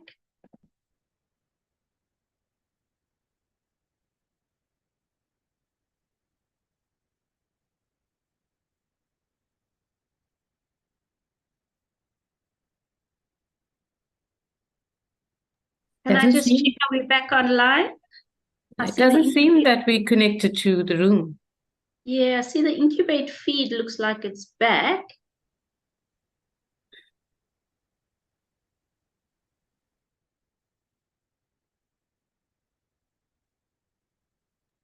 Okay, so you are back online. Am I? Okay, I think I'm going to just share my own slides and carry on. Yeah, we can hear you clear and we can see your slides. Okay, great. Okay, I'm going to just move a bit quickly now because I think we're running out of time. So yes, I think it's also important to understand that when we consider different impact pathways, this is when we can also fully realize the true value of our IP. How we've designed our organization, what support instruments do we offer to support this whole process of innovation? Things like seed funding, entrepreneurs in residence, you know, access to market research reports. These are all ingredients that are necessary to support innovation. So then I think it's also really important for us to understand that all of these are really so tightly integrated. When we think about how we move from the identification of intellectual property to technology transfer to commercialization, we actually need to realize that when we decide on our protection mechanism for our IP, it really needs to tie in with our approach to commercializing that particular IP. So for instance, I'm going to give a very simplistic example. If we decide, for instance, we might want to follow a patenting route, but it really is in a field that is moving so rapidly.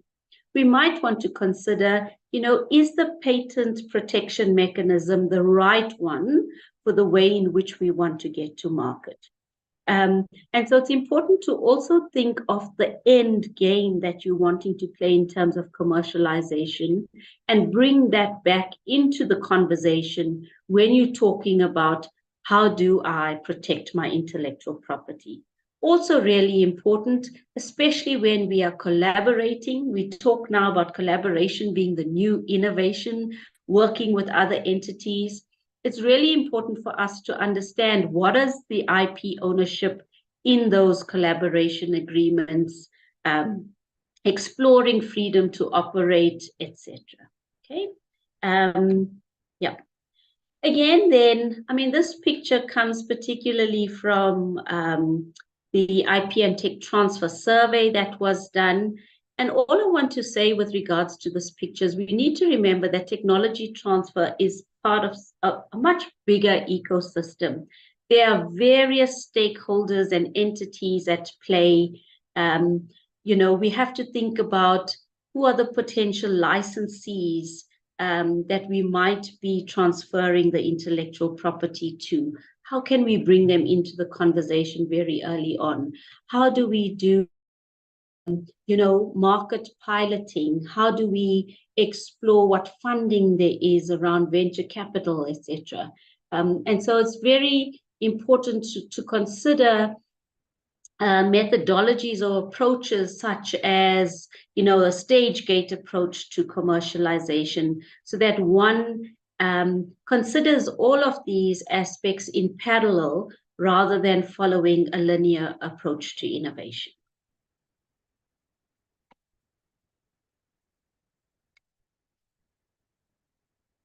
So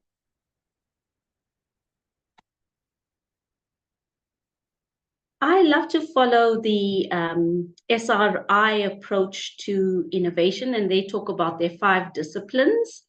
And very quickly, and you're probably all very familiar with this, but it's really important for us when we're thinking about commercialization to follow a needs-based approach to our R&D.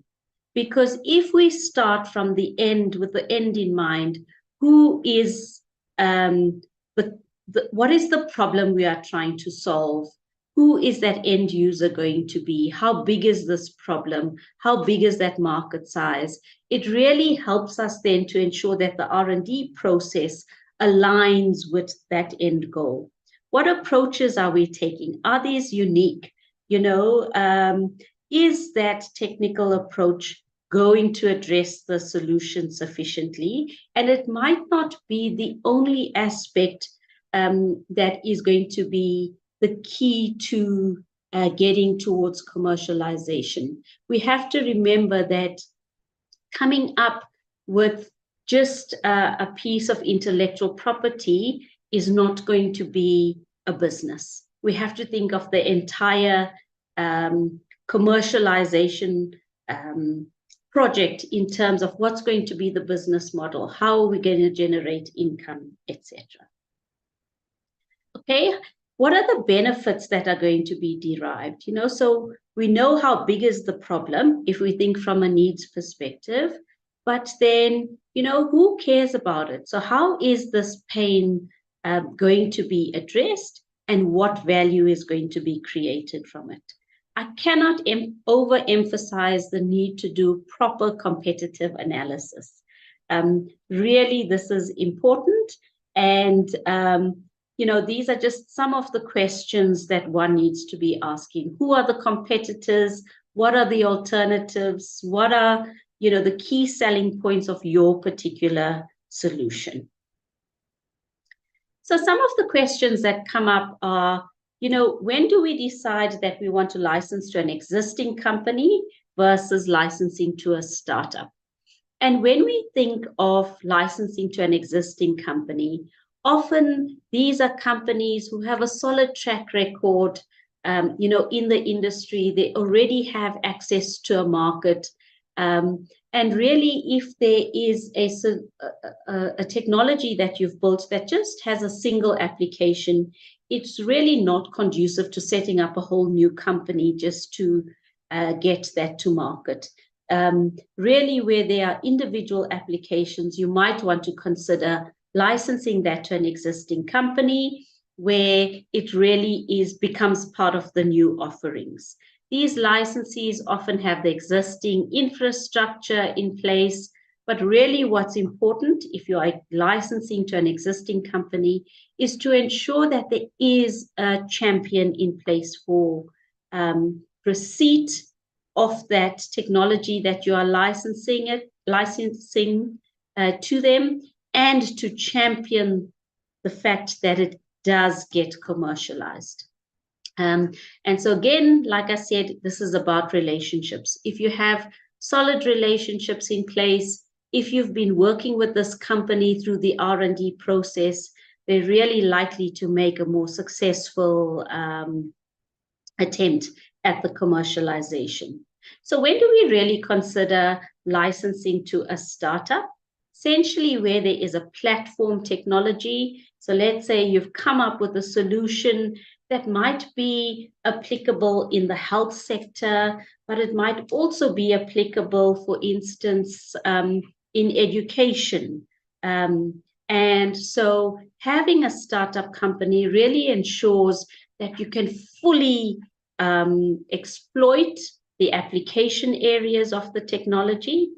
Often where there's no existing licensees available that can license the technology, or there's no existing industry.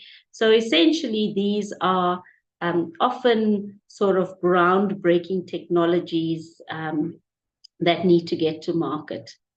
Also, having a strong IP portfolio is really important, especially because startups are high risk. You want to actually be able to secure investment, and often investors, venture capitalists are looking at whether you have a strong IP portfolio. So protected IP, for instance, often in the biotech space, investors will be looking for patents, etc. Do you have a large enough market to justify the risk of setting up a new company? And like I mentioned, the technology might be disruptive in nature. But I think also what's really important is to acknowledge whether you have an inventor, for instance, a researcher who's willing to either work very closely with the startup to ensure there's good understanding of the IP and its application, or a researcher who themselves are interested in moving into the startup and working there? Or do you have the right CEO to drive that business successfully? So those are some of the important ingredients when considering a startup. Why do projects fail in the commercialization phase? Either you've identified the wrong commercialization partner, there's insufficient understanding of the industry or the market structure and dynamics. The market might have been too small. Perhaps that need or problem identified wasn't correct.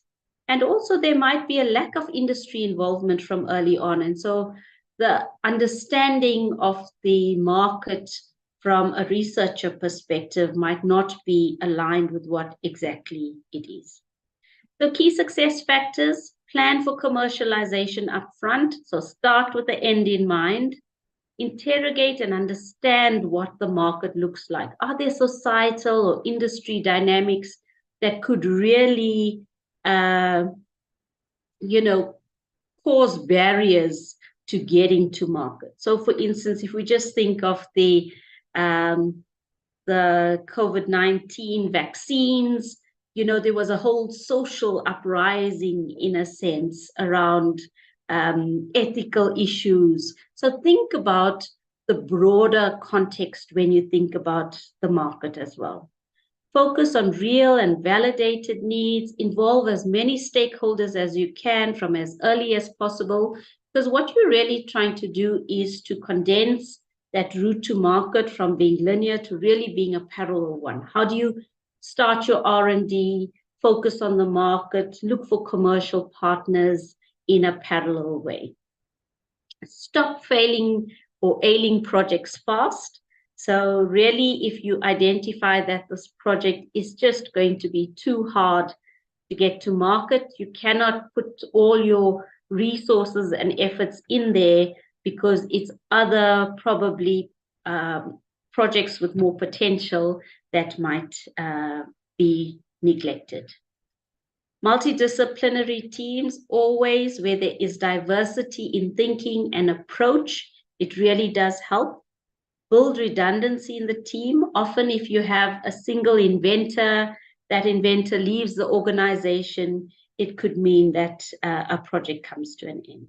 And just this continuous need to monitor and evaluate and improve goes a long way.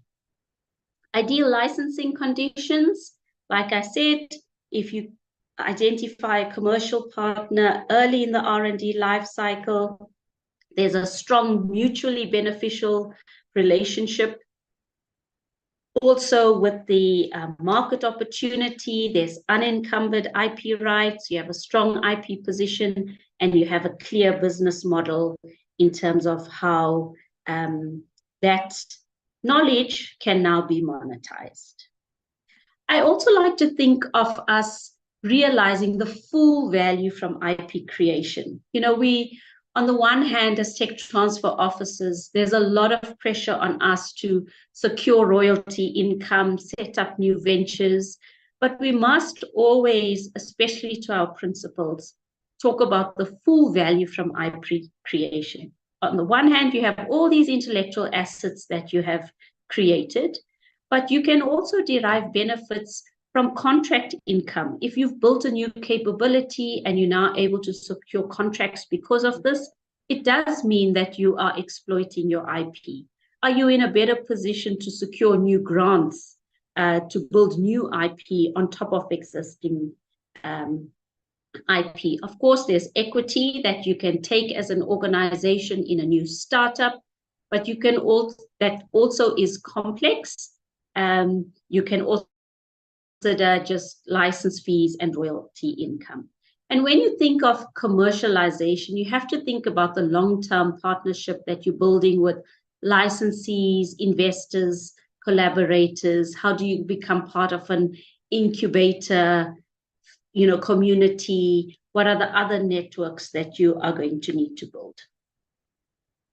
Key due diligence areas, of course, when it comes to the technology that you've built, now there are a whole range of readiness levels you need to look at. One just being the technology, but there's also manufacturing readiness levels, market readiness, licensing readiness.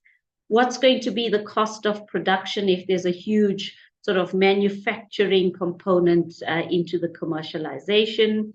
Funding, where's that coming from? Understanding the intellectual property. You know, have you secured your patents, or what's the legal status? What are the ongoing costs that you need to consider? Also very important, what are the benefit sharing arrangements you have made with the inventors within the institution? Of course, there's all the other issues around techno-economic and feasibility studies. I really trying to figure out the market size. But ultimately, we're working towards those impact indicators that I spoke about earlier. What are some of the ingredients for public sector commercialization? Of course, if you don't have a pipeline of strong IP and technologies being developed, then the tech transfer and commercialization success is going to be limited. Focus on quality more than quantity. Ensure that there are commercially experienced TTO staff as well in the institution. Ensure that there's support from senior level management. Ensure that you have clear policies that are applied consistently and communicated effectively across the institution. Create those linkages with early stage, you know, seed funding or capital. There's organizations like the Technology Innovation Agency that are really trying to support, there's NIPMO, etc., that are trying to support tech transfer in the country. And so I spoke about those multiple pathways to achieving impact. Remember that not all, let's say, inventions or outputs of R&D are going to be commercialized. But think about how you contribute to the knowledge base through your publications. Think about skills development. Can you actually, package a new course or curriculum? Knowledge transfer, you're building these new capabilities. Are you participating in decision making or, producing a new white paper or a green paper on renewable energy? And then from a technology perspective, what are those new licenses and new ventures that you are creating? And I think these are not, and we've got to think, or we shouldn't, correction. These are not either or. It really can be a situation of and. One can actually achieve impact in multiple ways and in one particular project. And so what's really important to also remember is that we all have a role to play in innovation, whether it's finances at an institution or HR. And I love this saying. It says, the perception of the creative process is still based on images of inspired geniuses that have eureka moments, rather than the well-managed diligence of ordinary people. And so Momentum says, innovation is not the mysterious gift of the talented few, but the everyday task of connecting things that don't normally go together. That means taking risks, pushing the envelope, and challenging the status quo. Thank you.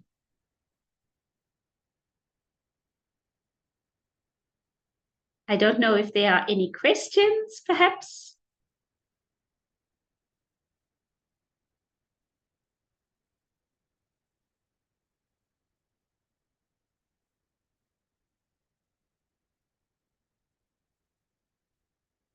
You seem to be on mute on our end. Oh, here we go. Can you hear me? Yes, we can hear you now. Yes. Thank you. Due to time constraints,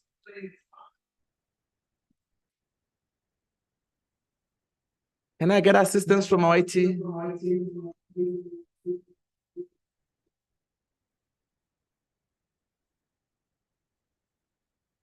Okay. May I propose that we take maybe a 10-minute comfort break? The time is now 10 past 12. So if you could come back at 20 past 12. I don't think it's going to save any people for us to just continue. Let's just take a comfort break. We'll come back and then we'll sort these other things. Yeah.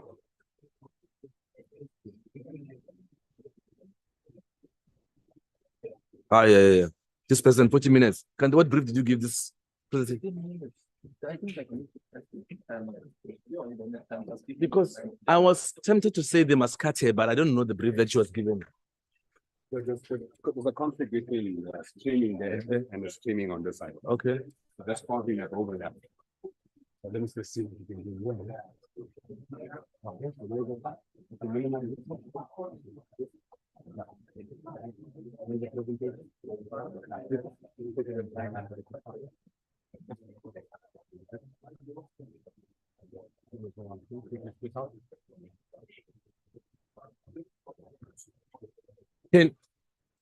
Can they talk to all the speakers and tell them that it's 15 minutes? And those who are online, after 15 minutes, we are cutting. Okay. I didn't want to give that instruction because I wasn't aware that they've been informed. I mean, you can't take 45 minutes, really. Who's this land? What is the next one? What is the old slide?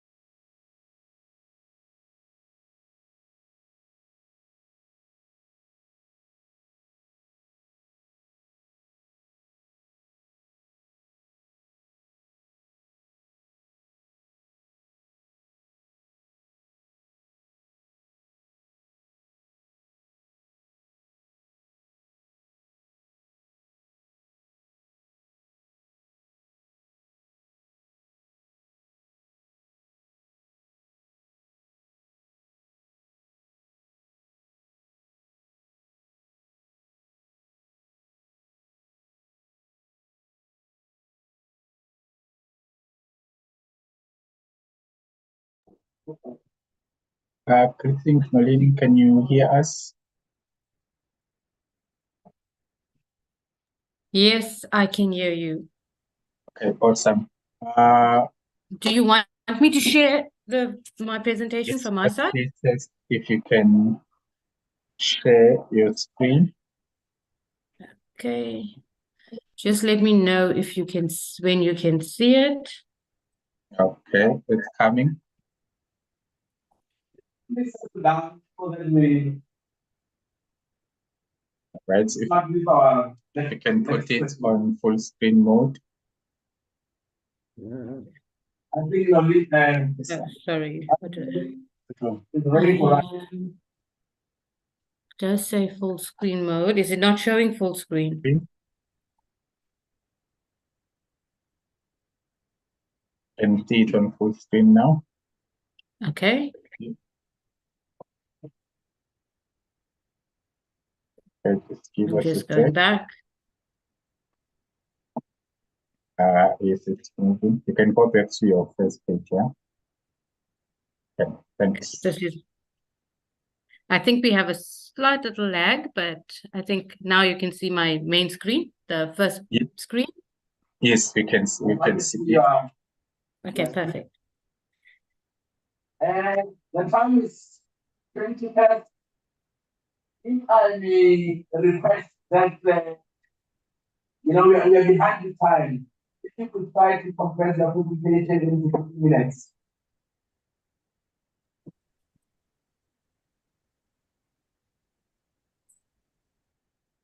Please. Hi, can I start? Yes, please. Oh, sorry, I couldn't share. Thank you everyone for having me, and I apologize for not being there in person. So I'm going to talk about creating an ecosystem for co-creation and university and industry collaboration in the way we see it at Stellenbosch University. Yeah, so just if we look at, sorry, my screen has froze.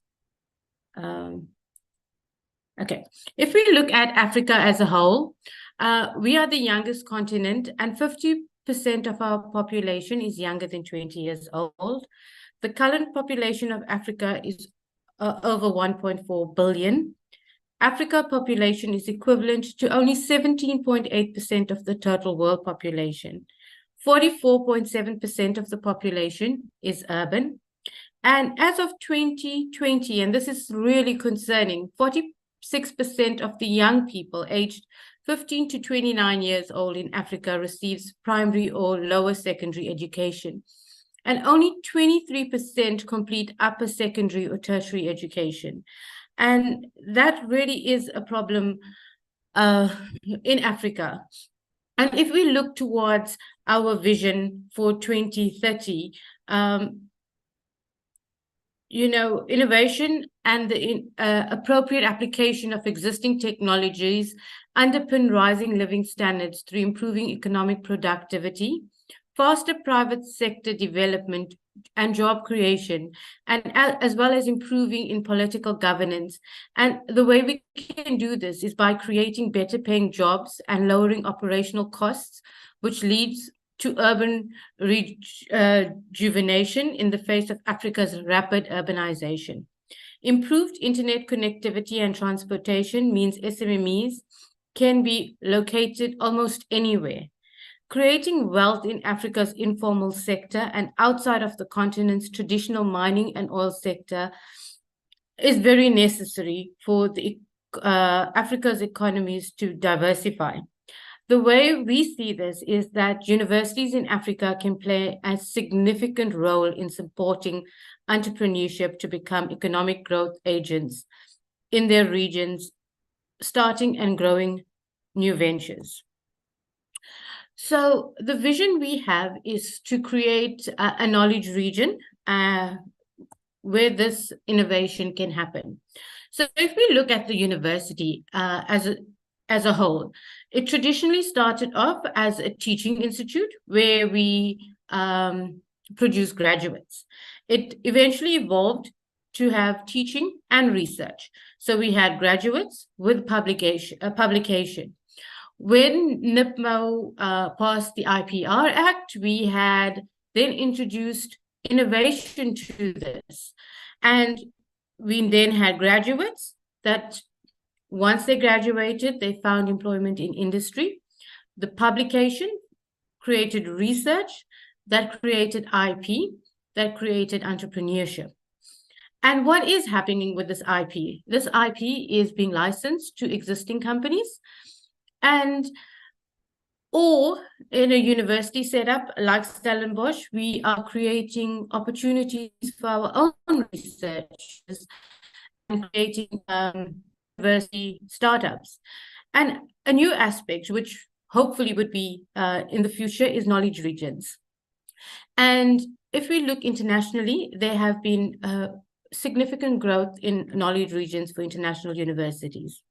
So the idea behind a knowledge region is we have a university with the great knowledge, because universities are knowledge intensive. We create a critical mass of companies from the universities. This will then attract entrepreneurs.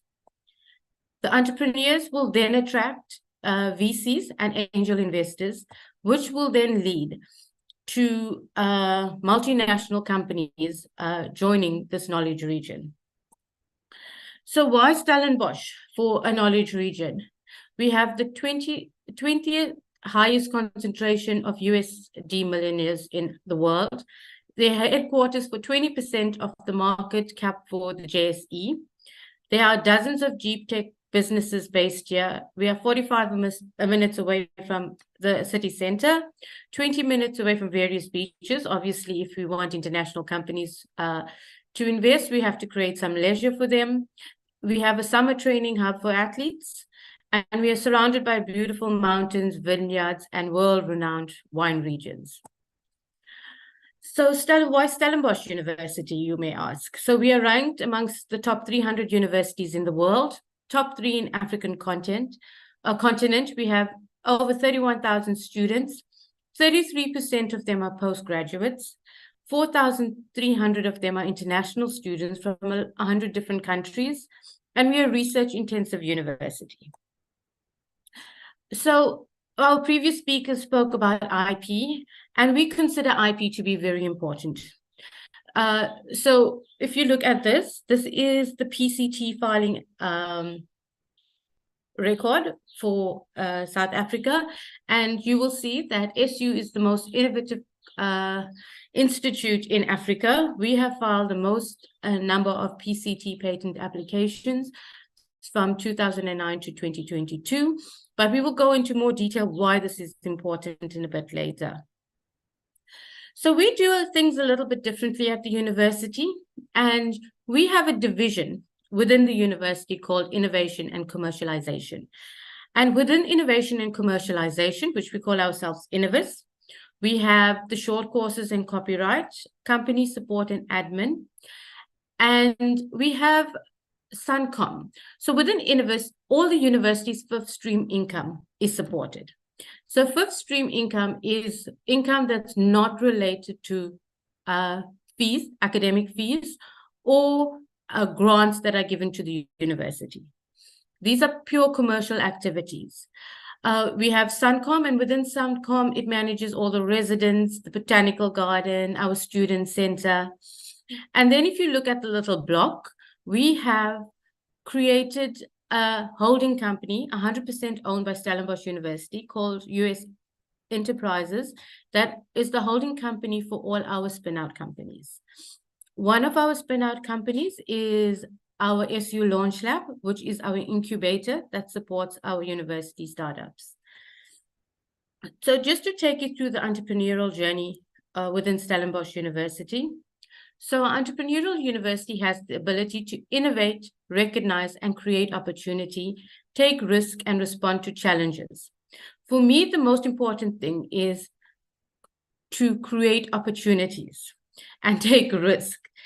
It's very difficult for a university to take risk, and sometimes it's not easy for a university to create opportunities. And therefore, having an innovation and technology transfer office is very important. So if we look at the SU entrepreneurial ecosystem,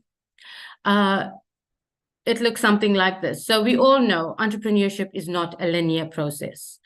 It is a long, hard process and with many, many steps in the way. And the idea here is that Innovis, or the technology transfer team, and our incubator, the Launch Lab, walks this journey with our researchers.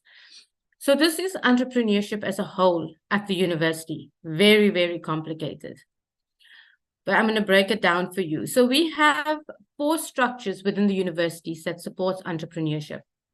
The first one is the Technology Transfer Office, where I come from, and that's where we protect your IP, and then we help you commercialize the IP through either licensing to existing companies or starting spin-out companies. We have the University of Stellenbosch Enterprises, which I mentioned is a wholly owned subsidiary of the university that holds the shareholding of the university. We have the SU Launch Lab that supports our researchpreneurs, so researchers whose innovation are created, whose IP is created during their scope and course of the work, as well as student entrepreneurs that have their own business ideas. And then we have Suncom. And Suncom is a division within the university that actually is very fascinating and very versatile in my way. So whereas the Technology Transfer Office can only support university intellectual property, and you have to have started something from your research for us to help you commercialize it. Within Suncom, we can actually look at how we can help student entrepreneurs. So for example, if an entrepreneur comes up with a solution to solve a particular need at the university, we can help you commercialize it through Suncom. So we are currently working with with students that have developed an app to make the booking system at residence for broken windows or repairs much easier. So that can happen through Suncom. Then if we look at some of the collaborative initiatives we have to support entrepreneurship at the university, we have a spin-out information guide, and this is an ebook with all the information and guidance on the technology transfer process. If you want to license the technology, if you want to start a company, this will tell you exactly what needs to be done.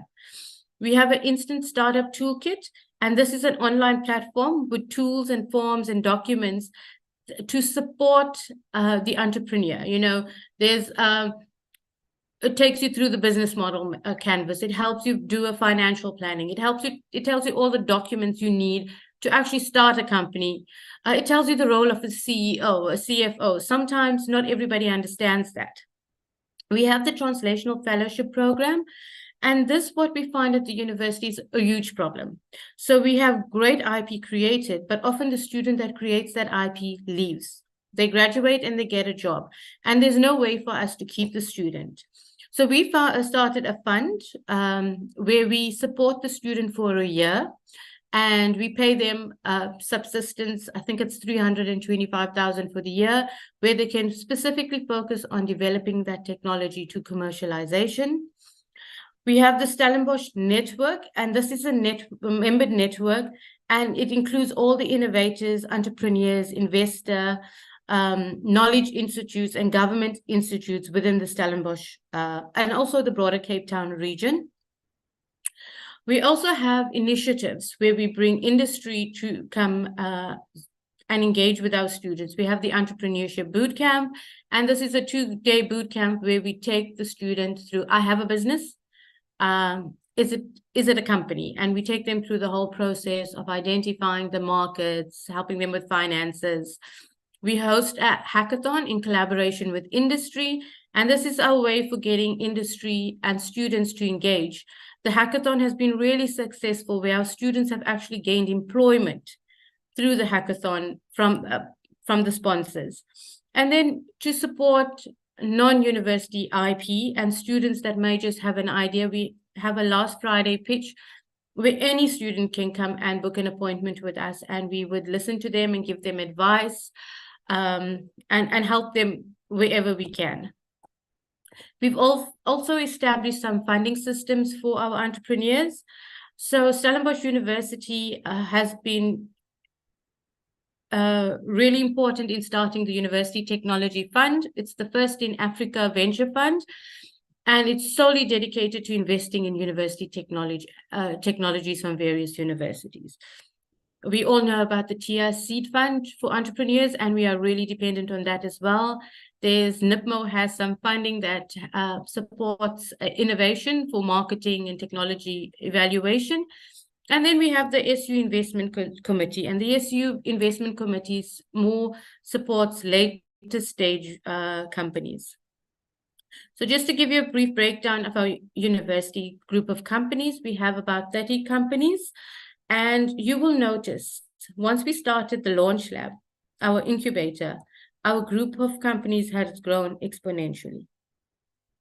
This is just some example of our companies. We have a lot in the biotech field, Biocode, that does point-of-care devices for inflammation, Phagoflux, that does autophagy analysis. We have our nanofiber company that makes nanofibers for the medical industry as well as cosmetic and Acorn. We have a shark barrier company for eco-friendly shark barriers. So we have quite a few of different companies in our portfolio. We also don't only have tech companies. We have quite a bit of software companies, such as AI coaching, that is basically focuses on a chatbot that does coaching for big companies. Yeah, so, you know, it's not only patents that can be commercialized. There's other form of commercialization through software and copyrights. Trade secrets is something we use a lot in our phytopharmaceutical company, Scientia Products. So just to give you a little bit of an idea of the impact we are making through our spin-out companies, from the dividend and the number of staff we employed. So starting in 2013, we had one company that employed 180 staff. We only had 350,000 dividend for that year, but growing gradually. If we look at 2022, we have 7 companies that employed 342 staff, and the university received over a 7.3 million rand dividend. We also, to support our spin-out companies, we do give them special royalty holidays. So that's why you will see, as our companies grow, only after X amount of years do we claim dividend from them. This is obviously not a case for all companies, but it's also pending NIPMO approval. And then if we look at our incubator and the success that we've supported over 200 venture teams. We have over 550 million in annual revenue, 450 million investment raised, more than 600 jobs created from the companies we support. We ran 13 programs for SA corporates, 10 pilot projects, 13 pilot venturing investments, and we have been named the best in Africa by UBI Global's incubator from 2017 to 2020. And if we look at our success, as I said, Innovis assists spin-out companies to raise more than 200 million investments. In 2022... Sorry, please wrap up in the next 2 minutes. Okay, so I'm going to quickly go through this so you can just see we love boasting. If we look at some of our success factors, our Stellenbosch nanofiber company in 2020 was named a product, one of the best 100 innovations globally by the Times Magazine. And this is now, we are in local products such as Schoon. Our satellite company CubeSpace is international. I mean, our components are being used in NASA, and we have a global market entrance. And yeah, that's me.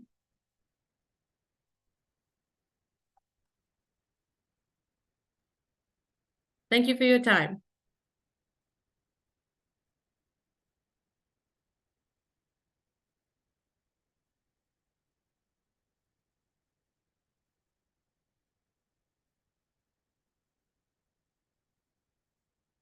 Comments?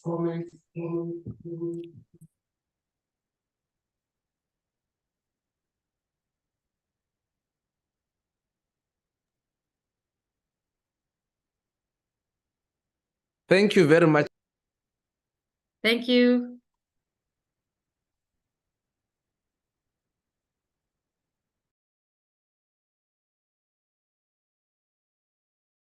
So that I don't get the fit.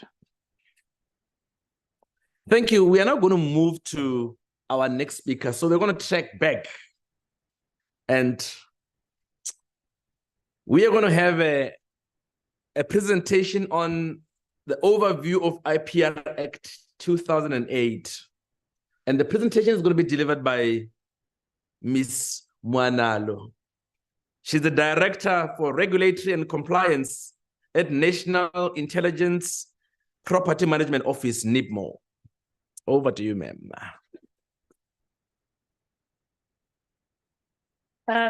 Thank you. I knew you were going to vote my name. My name is Ntanganezini Mwanalo. I am a director at the Department of Science and Innovation.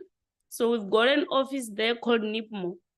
NIPMO is the National Intellectual Property Management Office. I hope that you're putting my slides up. Maybe while I'm waiting for my slides to come up, so I come from government, and this legislation came into force on 2 August 2010. So I'm quite pleased that I just speak after Stellenbosch University. I did my master's in wine biotechnology at the University of Stellenbosch.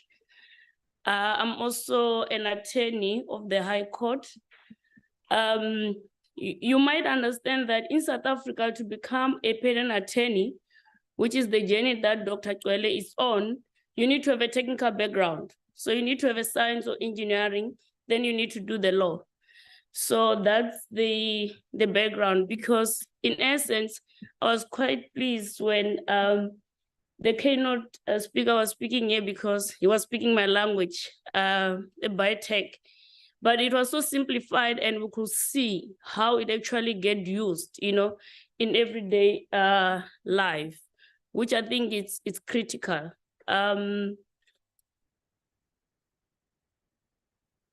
So just briefly, I did my BSc at University of Venda and honors at University of Teflop, which is now University of Limpopo. So that's the bit about myself. So as government, we really work in collaboration with the university. So this legislation, the whole idea was that universities in South Africa need to have what we call OTT, Office of Technology Transfer, or TTO, Technology Transfer Office, which UKZN have got one. So our stakeholder, according to our legislation, is the universities and the Science Council. My presentation is very short, so I'm gonna be quick. So I'm not gonna keep you waiting, because there's been a lot of background work in any case that has been done, which I appreciate. So my presentation will be quite easy. So that is just more legislation in terms of that regulate the IP space. So Dr. Cwele spoke in length. Can I just get somewhere? I can use this, right?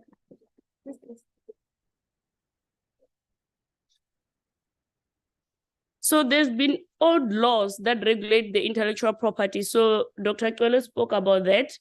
So I'm not gonna touch on that. I'm just gonna jump into the legislation that brought me here, which is the IPR Act. Okay. There's also various legislation elsewhere in parts of the world. So our legislation is very close to the Bayh-Dole Act, which is the US law.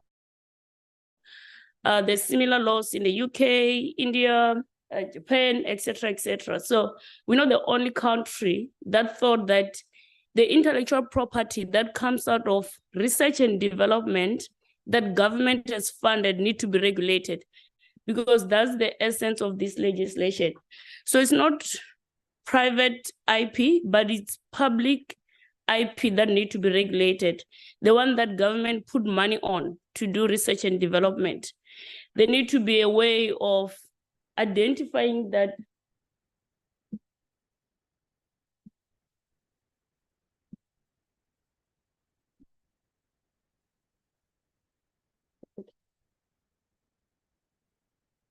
No, I said the PowerPoint. Yeah.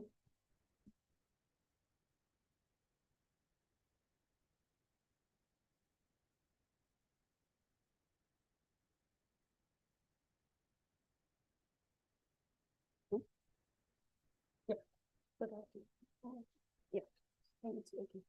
Yeah, so in essence, those are just the legislation, and ours it's at the bottom. Those are the other related IP legislation that we have in the country. So I was still speaking to the fact that why the legislation came into being. So the main purpose was that the NIPMO office, which is the office I come from, get established. The IP fund, which I'll talk briefly about, this assists universities and science council in terms of funding IP. Intellectual property protection is quite expensive. So we've got a mechanism in government how we also assist our stakeholders. But also the establishment of the OTT. This is very important. And I'm quite pleased that we invited here by the Incubate, which also work closely with the OTT, because as government, we can't be everywhere, but we trust the OTTs within various universities to be able to look after the intellectual property that comes from their research. But it's also because it's a relationship thing. I mean, you need to build relationship with the researchers so that they're comfortable to disclose, but there are also benefits that the legislation actually talk to, that once the researchers have disclosed their IP, the IP is protected, commercialized. What is it that they get? And NIPMO is part and parcel of those approvals. And it's important that I talk about identified. It's not all the IP that need to be protected. IP is expensive. It costs you about, depending on the patent attorney that is working on that, where it can cost you between 12,000 to 20-something thousand to file a provisional patent application. PCT, I'm talking about 100K to file that application.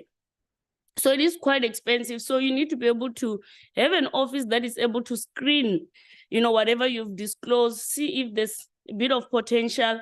Okay, we can pursue this and work together with the patent attorneys to protect something that is of value, that will be able to generate money. And I think it's important. But I want to add a step on, in our legislation, also we regard that as very important. So when the universities report to us, we also require that they actually report how the IP that have been disclosed was used. We've got classical example where a university come up with a system. It's small, but it's to purify water. In a community where people still collect water in the rivers, that's very important. So we commend people, as long as that IP or the ideas that they come up with and they're protected, as long as it's being used. If it makes money, it's even great. I'm sure you've seen on the previous presentation from University of Stellenbosch. The other thing that we want to make sure that is being done, the object of this act is that, human integrity and creativity is actually acknowledged, because these are the people, me and you sitting here, who come up with IP. So you need to get something out of it. And also to support SMME and BE entities. I know people, every time you say BE, they start to shake their head, but small enterprises, because if you have to grant them licenses, you need to consider, will they be able to pay high royalties, and depending on the size of the community, of the company as well.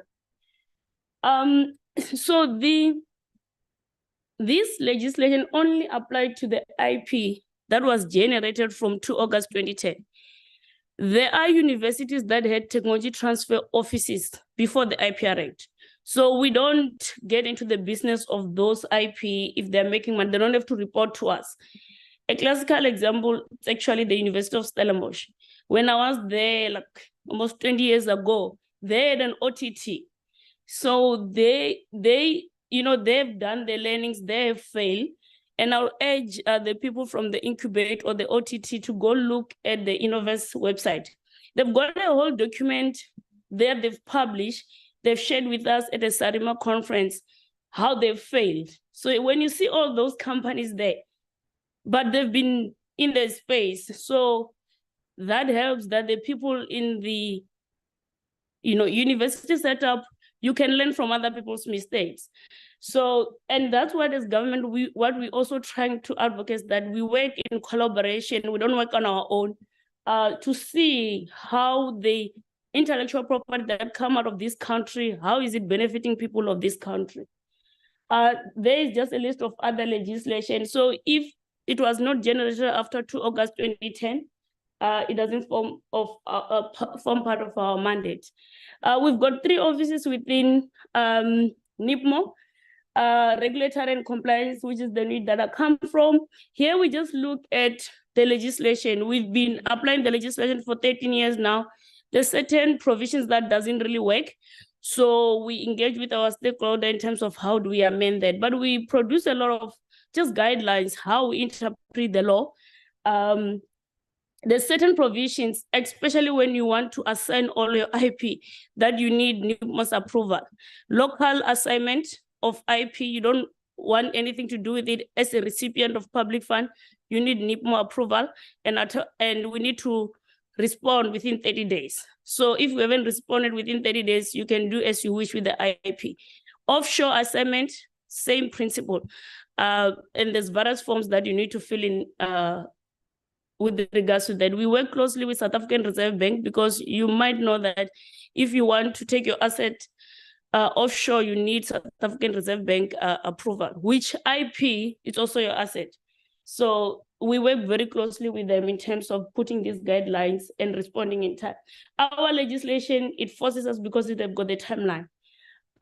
We've got adversarial support. So they really support the OTTs. They provide them with OTT support. So some of the people who sit within the OTT, we pay their salaries.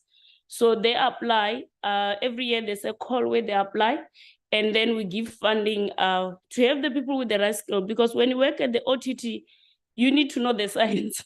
Because I mean, a researcher don't have time to start explaining to me what a gene does, and what is a gene, what is a yeast, what is winemaking, kind of a thing. So you need to understand the science, but also the law. But you also need people who have got commercial skills, you know, who understand the commercialization. I think the keynote addresser spoke about that. Because I mean, what is it that it's in for the university when they're investing so much money on protecting this IP? We also fund the IP fund rebate. So what it says is that when the university have incurred patenting cost or protection cost, because not only for patent, for design, for trademark, for plant breeders' rights, we give them back up to 50%. So let's say University of KwaZulu-Natal spent 3 million that financial year, we can give them up to 1.5 million back. So that just sort of assists, because it can actually get expensive. That's also part of the fund and incentive that I just spoke to, IP rebates. In a nutshell, there's 3 provisions that the IPR talk about. So it talks about the recipient of public fund become the owner. So UKZN become the owner of the IP, not the researcher, but the recipient of public fund. It also gives provision for co-ownership. So sometimes you find that a private entity want to collaborate with the researcher at UKZN, so you can agree in terms of co-ownership of that intellectual property. There's also a 3rd provision, which sometimes private company don't want anything to do with how the IP need to be regulated, because they're in business and they think maybe there's a red tape, etc., etc. They can actually pay what we call full cost, so that there's no government money included on that R&D. They need to pay the university a certain amount. So those are the 3 provisions. And there's various approvals that need to come to our office. I've already spoken about them. Benefit sharing is quite important. So what the legislation says is that once the university start making money, or the recipient or the science council, they need to benefit share with the researchers. So the legislation have got a minimum of 20% for the first 1 million that the university need to give it back to the researcher. I'm sure you can interact with the OTT, to engage further, because they've got an IP policy which NIPMO actually approved, so that the researchers can also get some benefits over and above them getting their normal salary. When the university start making money, they need to benefit share with them. And there are institutions that actually make a lot of money, because I sit on the other side now. So when they report to us biannually, we can actually see which university is making how much, like Nolina just shared there, how much do they make, the university has been making over the years. So we're also able to see, and then, please tell us, have you benefit share with your researchers? Some universities, they're still very young, they're only 10 years old because they were mandated by the IPR Act, so they haven't really started making money. But some are actually making money. This slide I'm not actually going to talk about because Nikki had this similar slide. So we do a TT survey. We've done it for the past, we've done it twice. So it just shows in terms of all the universities, how many disclosures they've disclosed to us, how much money they've made over the years. So our stakeholder is the 26 universities now and the 11 Science Council. We currently now, we're going to have a new survey next year. This will be the third one. So it gives an indication of what has happened to date. And I think maybe on this slide, I just want to show that the findings was that some of the OTTs, the reason why they were not able to make any money was because they don't have the right skilled people, which I tend to agree with. But that slide actually also shows how much money some of the universities, they've spent in just making sure that their IP it's enforceable. So that is just an indication of how many disclosures that get reported to NIPMO by all the universities and the Science Council. So there've been some great work that has been happening. Some are in the learning stage, some are very advanced. Some university, if you start going to universities' website, you realize that some offices are 10 people, some small offices like 2 people. But over time, we hope that this will translate to something big in terms of generating the income to the country. Because what also the legislation mandate is that even if you're selling the IP, at least the university must get something so that the researchers who have worked on the IP can actually benefit share. So that's the whole purpose this legislation came into being. I've spoken about this, but this just shows in terms of the support we've provided today, how much money we have paid to the universities and the Science Council, and how we have supported the OTTs. Yeah, that's all. That's all from my side. Thank you.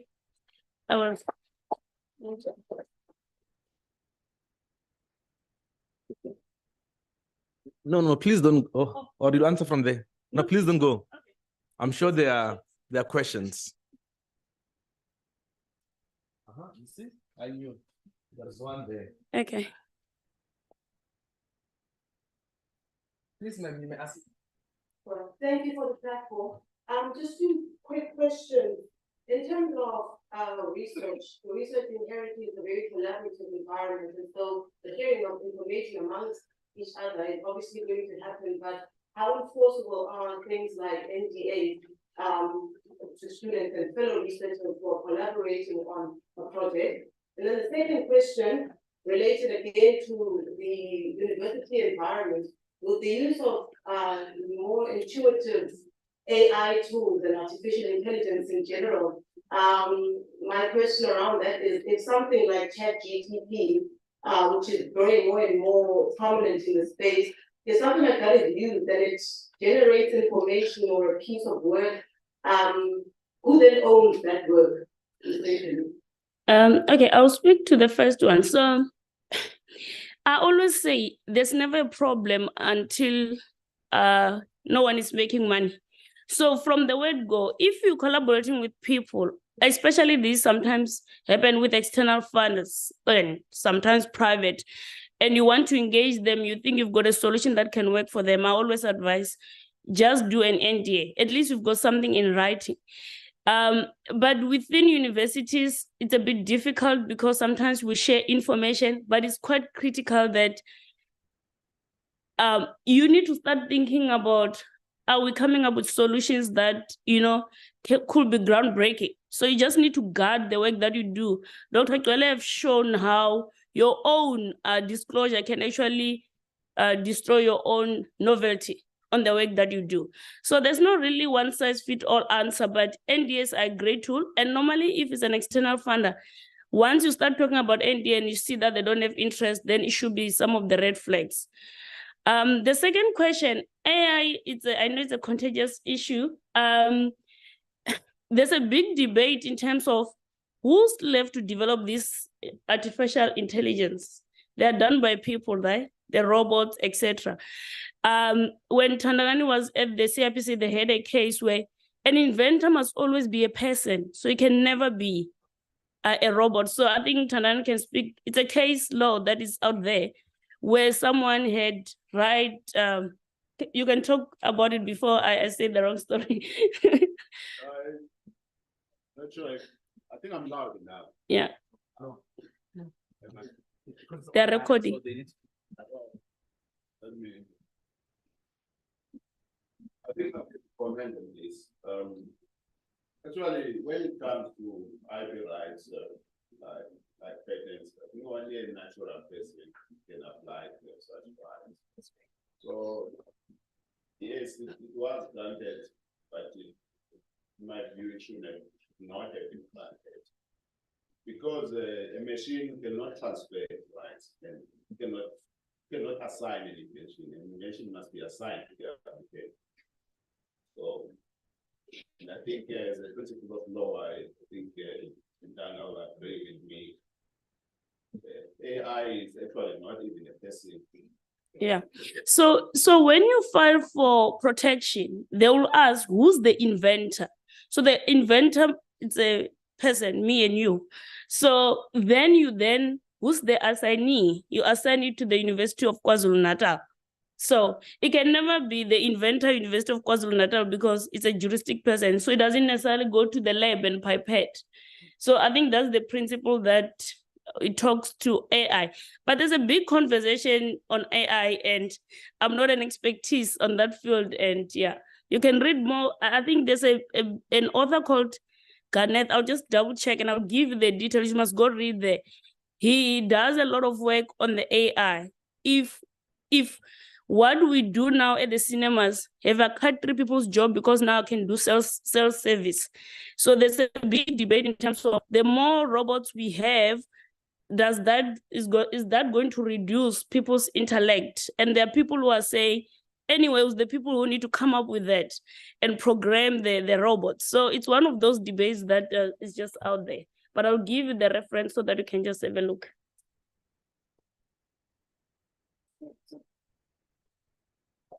Thank you very much.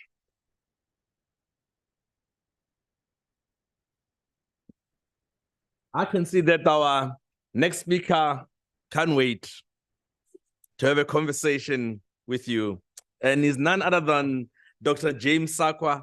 He's the head of Industrial Biotechnology Business Unit at the Technology Innovation Agency, and that is TIA. Please, let's welcome Dr. Sakwa.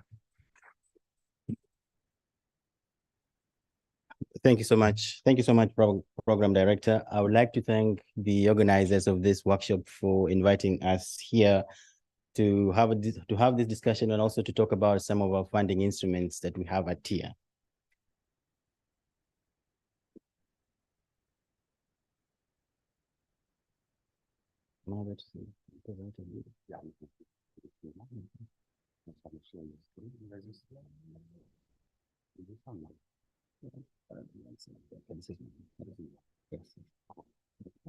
This is fun. Funding back. This works. Yeah. Okay. Did you see the presentation on the okay. Should I continue? No. Yes.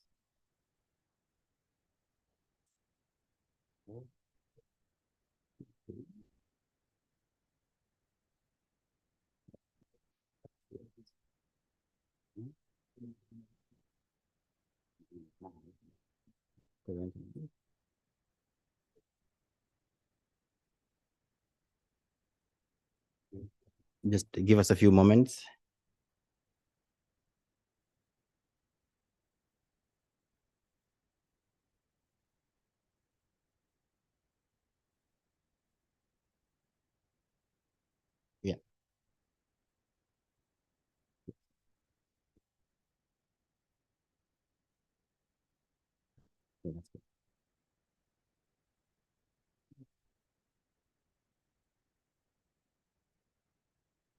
Okay. Thank you so much. Thank you so much for that. So I will start by giving a brief background about TIA. Then I'll talk about different roles that TIA play in the national system of innovation. Then I'll talk about some of the sectors that we provide funding.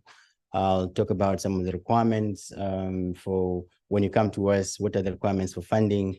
And then in the end, we'll talk about the funding instruments that we have at TIA. So the Technology Innovation Agency.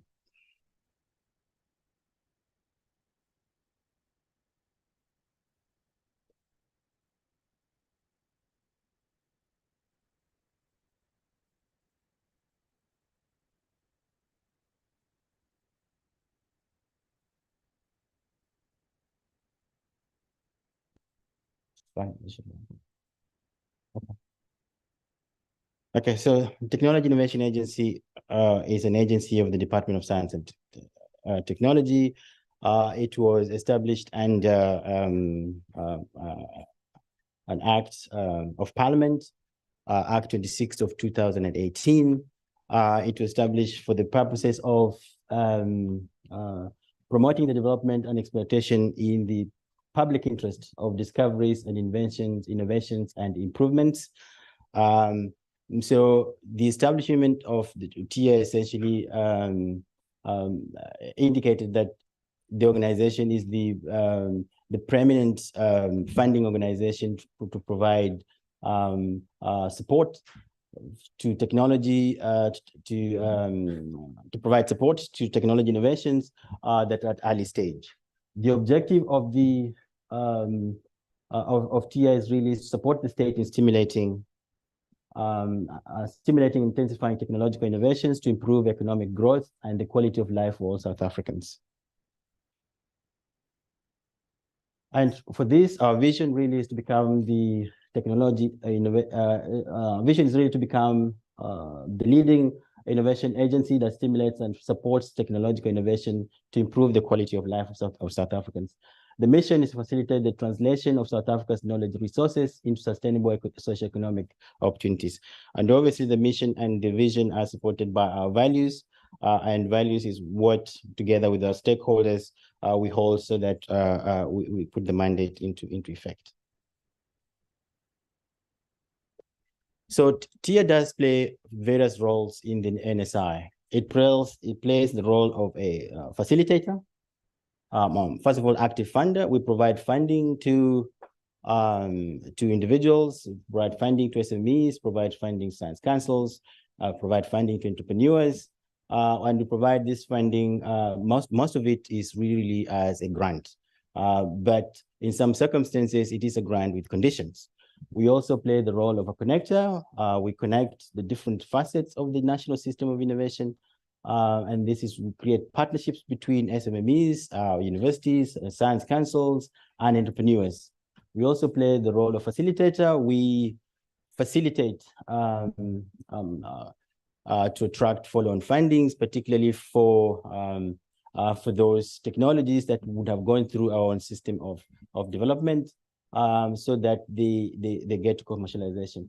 We also play the role of enabler. We create access to, we enable entrepreneurs have access have access to our facilities, but also have access to facilities within the National System of Innovation. So in the last decade, the South African funding landscape has matured, I would say, has grown into its own. In the last decade, different actors within the funding, within the National System of Innovation have come up with different funding, different funds and different funding instruments.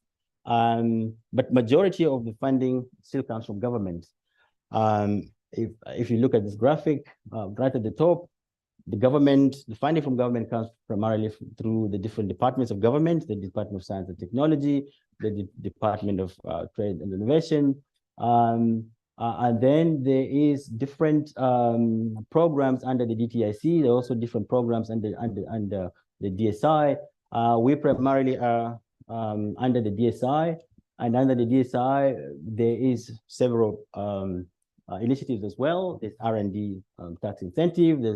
There's seed funding from us. There's various funding instruments from us, of which I'm going to talk about a little bit.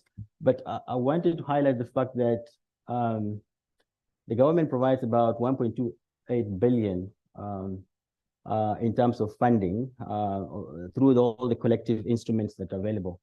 And as you look through the innovation value chain and you look through up both in the vertical and in the horizontal, so the funding instruments or the interventions at various points of the innovation value chain. So right, starting from the beginning, there will be R&D support, and this would come through the universities. Obviously, the universities get funding through the Department of Higher Education.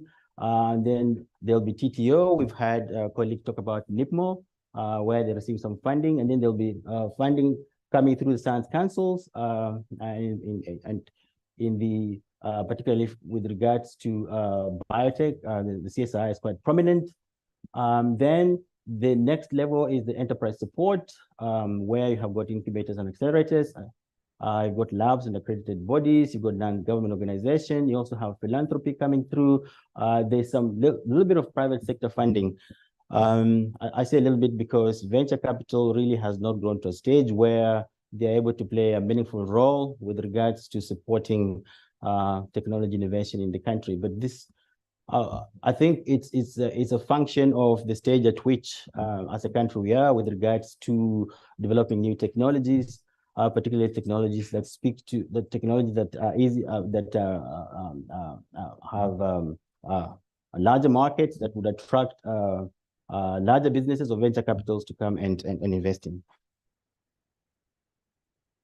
So, where in the value chain does TIA play? TIA provides support support along the value chain in the areas between applied research and technology and commercialization. So we span the whole of technology development. In terms of TRL levels, we do span from TRL 3 to TRL 8. We provide pre-seed funding. We also provide developmental capital. I want to talk about developmental capital. So developmental capital would be money. We provide funding as a grant. We provide, and in some instances, we are providing funding without the afterthought that there will be a return. And so we do provide all, so we provide seed and startup capital, pre-seed, developmental funding, and this is targeted at high risk. This is targeted as high risk intervention with uncertain returns. But also we do provide funding for commercialization, primarily for market testing and for pilots, for development of pilot plans. But the amount of money we provide there under I'll show is quite limited. The bulk of the money we provide is within the technology development space, that is from TRL 3 to TRL 7. So what sectors we fund? We fund 8 sectors. I'll go them through quickly. We've got advanced manufacturing, whose focus really is on accelerating the manufacturing capability and knowledge intensity of industries. Then we also fund agriculture, which supports competitiveness in agribusiness value chains. We support energy, contribute to the energy security supply and creation of energy of emerging industries. We support health.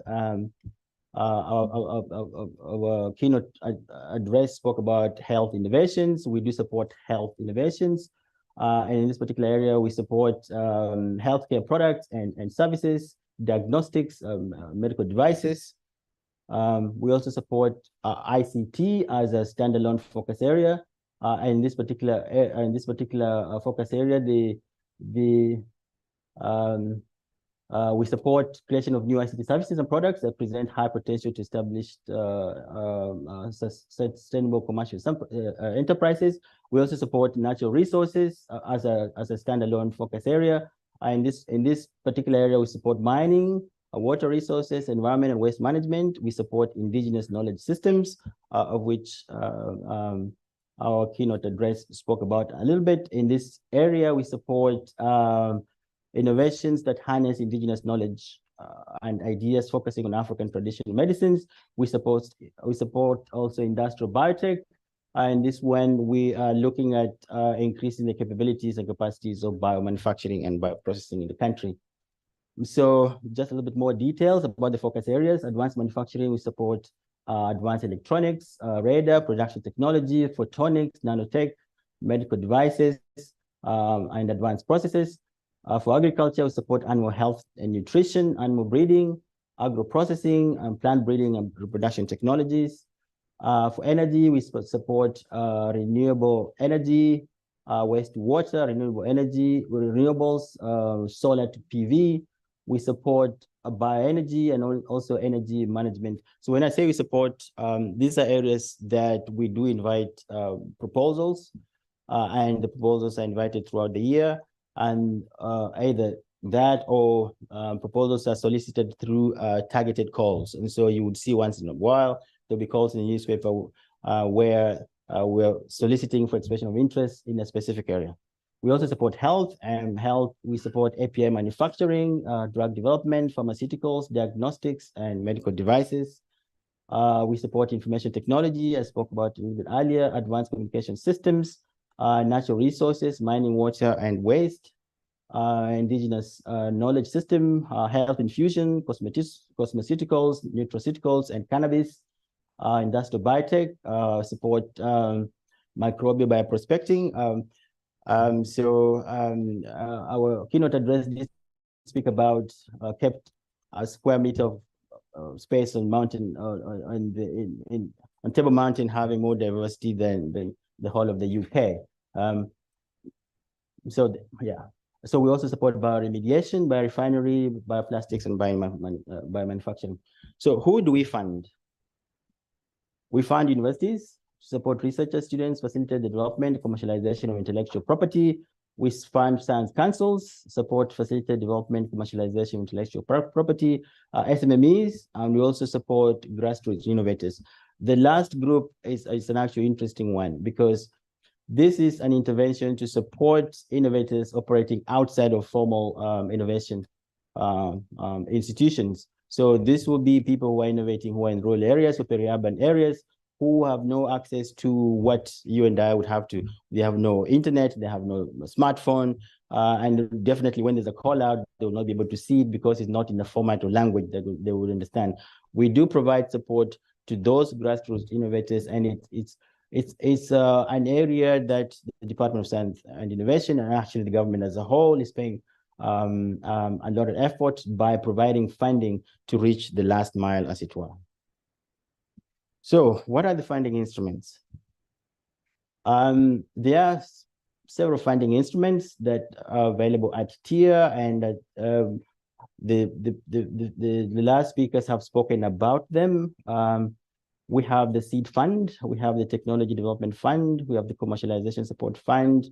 I'll talk about this in the next slides, but just to reiterate the fact that these funding instruments, the point of intervention is between TRL 3 and TRL 8.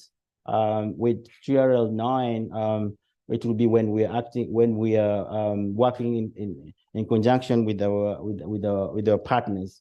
For instance, the IDC or PIC. So the Seed Fund, this is what you would be more familiar with. The Seed Fund funds researchers at university science councils and SMEs.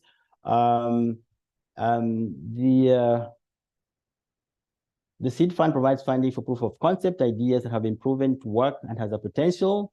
We have also, the next one is Technology Development Fund. And this one takes from the next stage, which is prototype to demonstration, early stage development, and also co-funding. At this particular stage, co-funding may be sourced from the private sector. And then there's Pre-Commercialization Support Fund.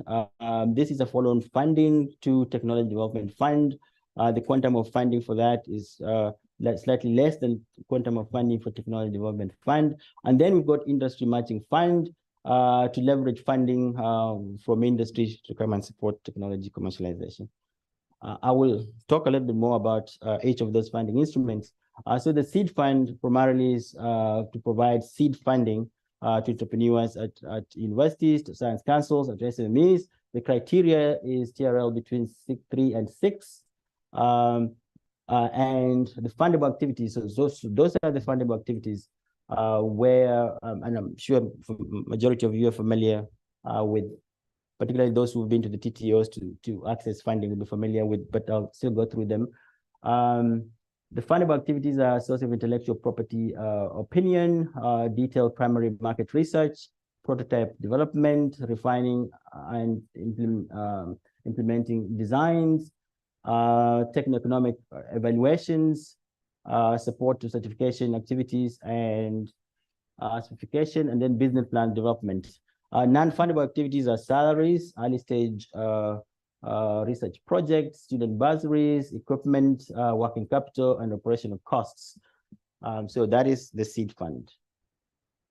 The next one is Technology Development Fund. The purpose is support development of technologies from proof of concept leading to prototype, ultimately demonstration. This goes to SMEs, university science startups. The qualifying criteria is TRL 4 to 7.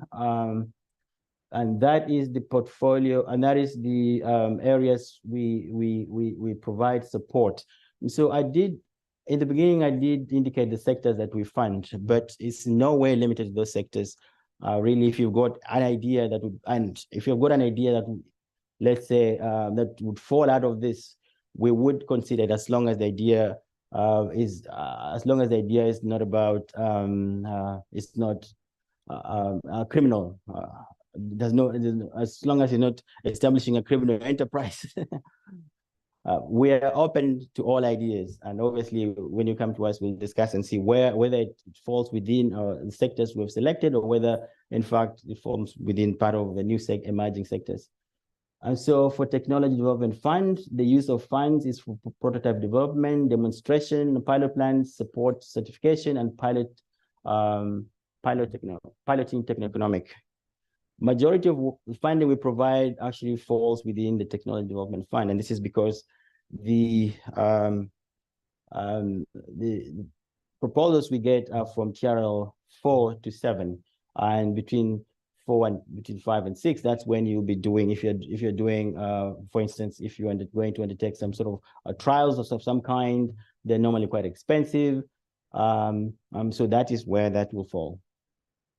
And then the next one is Pre-Commercialization Support Fund, the purpose of which is to prepare innovators for follow-on funding. So here you have already proven your technology, you have built a pilot plant, you have produced some products, you have tested it, and then now we are preparing you for follow-on funders.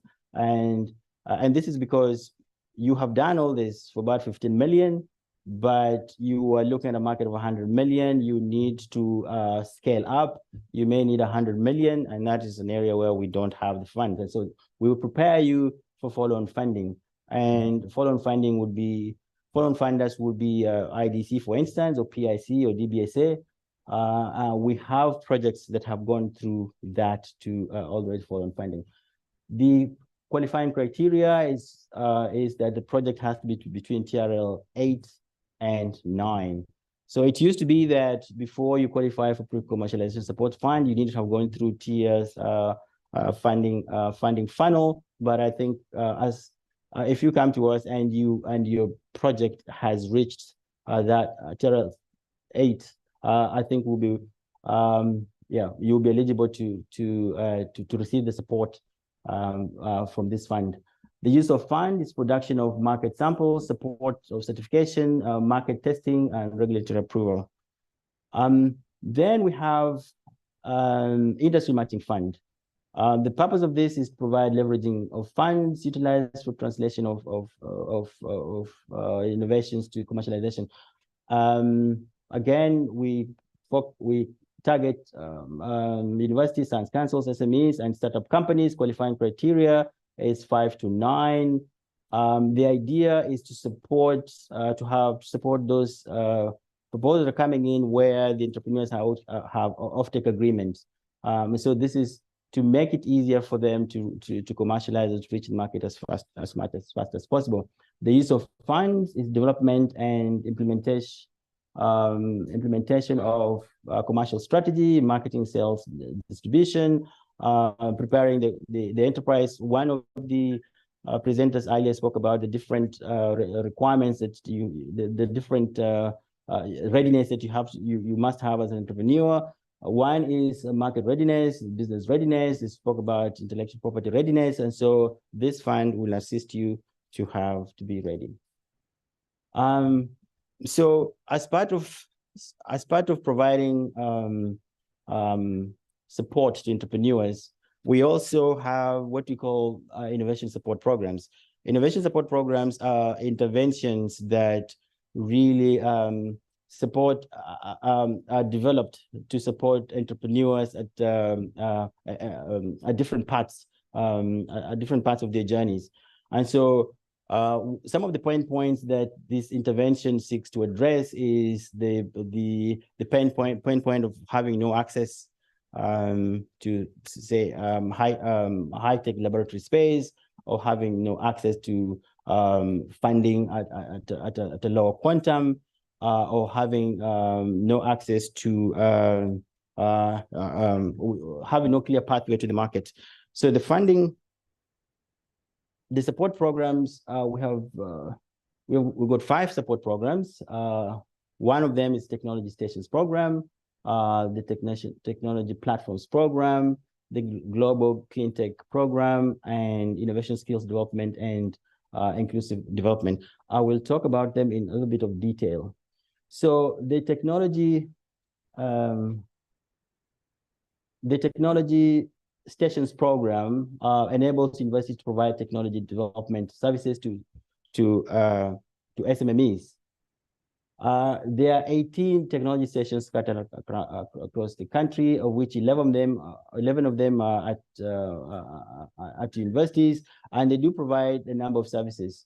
So there's testing and analytical services, there's consultation, technology audit and feasibility study, there's research and development, technology development and testing, rapid prototyping, process product improvement. And so all this, so the different technology stations will provide different services. Those provide a subset of these services, and this is just to assist entrepreneurs who may have an innovation that they want to commercialize to be able to do so. The second one is technology platforms. There are 8 technology platforms scattered across the country.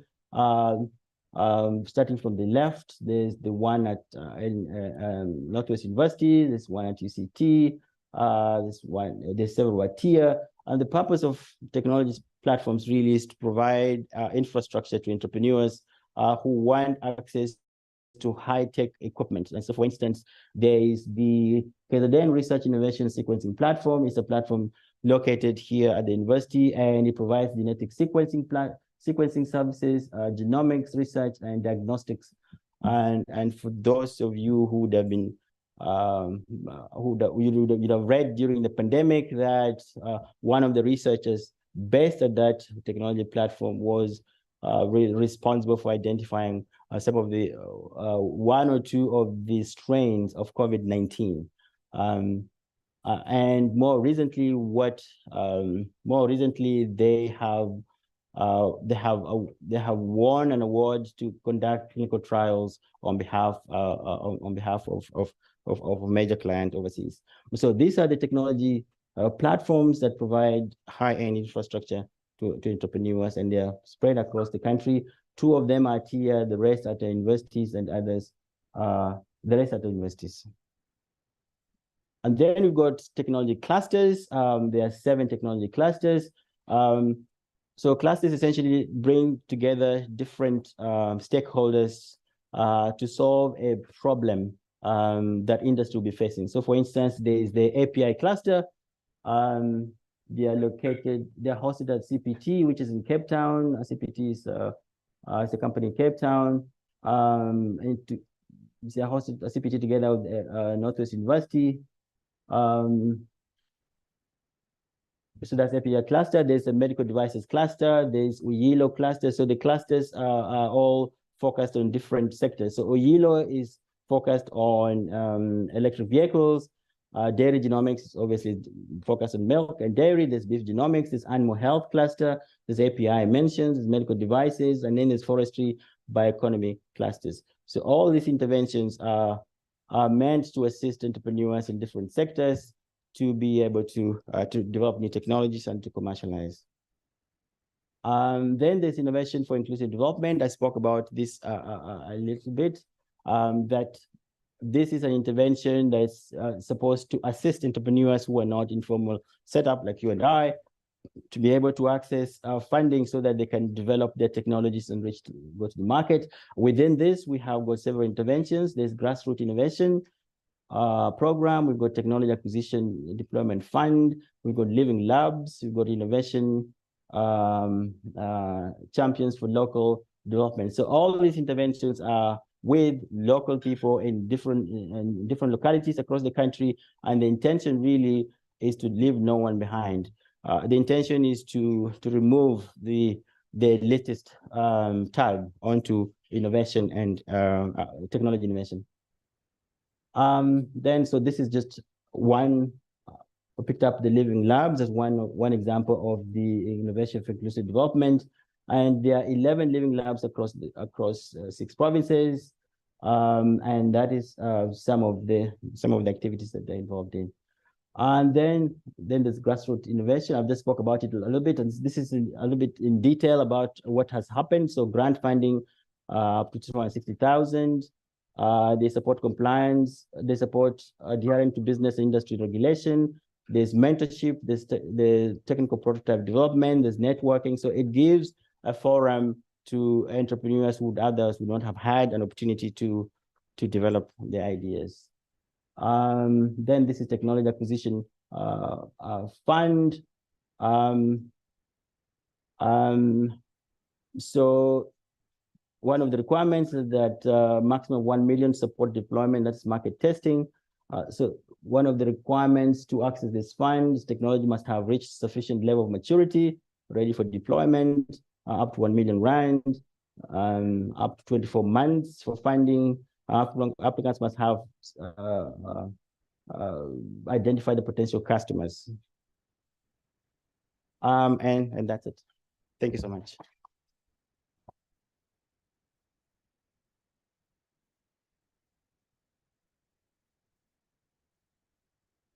What I'm going to do is I'm going to take the last 3 presenters, and then from there we'll ask the question rather end.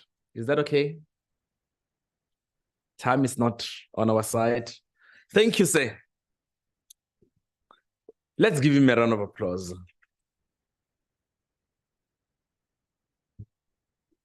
I'm now going to invite Mr.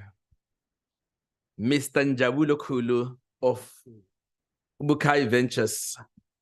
He's going to talk to us about securing investors for innovation and startups.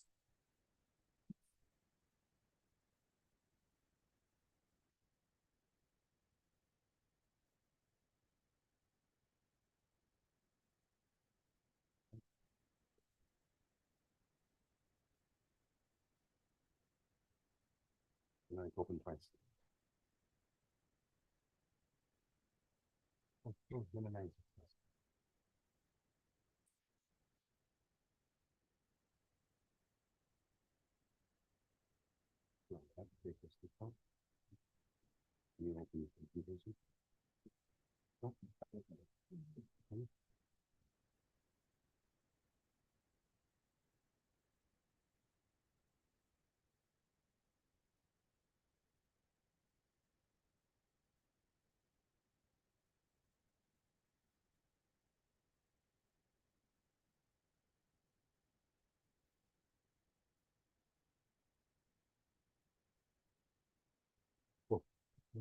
Which way? Left and right. You're gonna go back, you go forward. Okay. Hello. Okay. Good day to everyone. Okay. Cool. So my name is Njabulo Kulu, and I'm a venture capital professional and I'm here to share a bit on what you can expect after TIA support. So venture capital, slightly different to TIA, is that we participate in the capital markets. What that means is there's someone who's invested in us and they're expecting a return after a specific point of time. So an example that I can give is an investor would give us money and expect a return in 10 years' time. We've got 10 years to invest that money, grow businesses, and return a return to investors.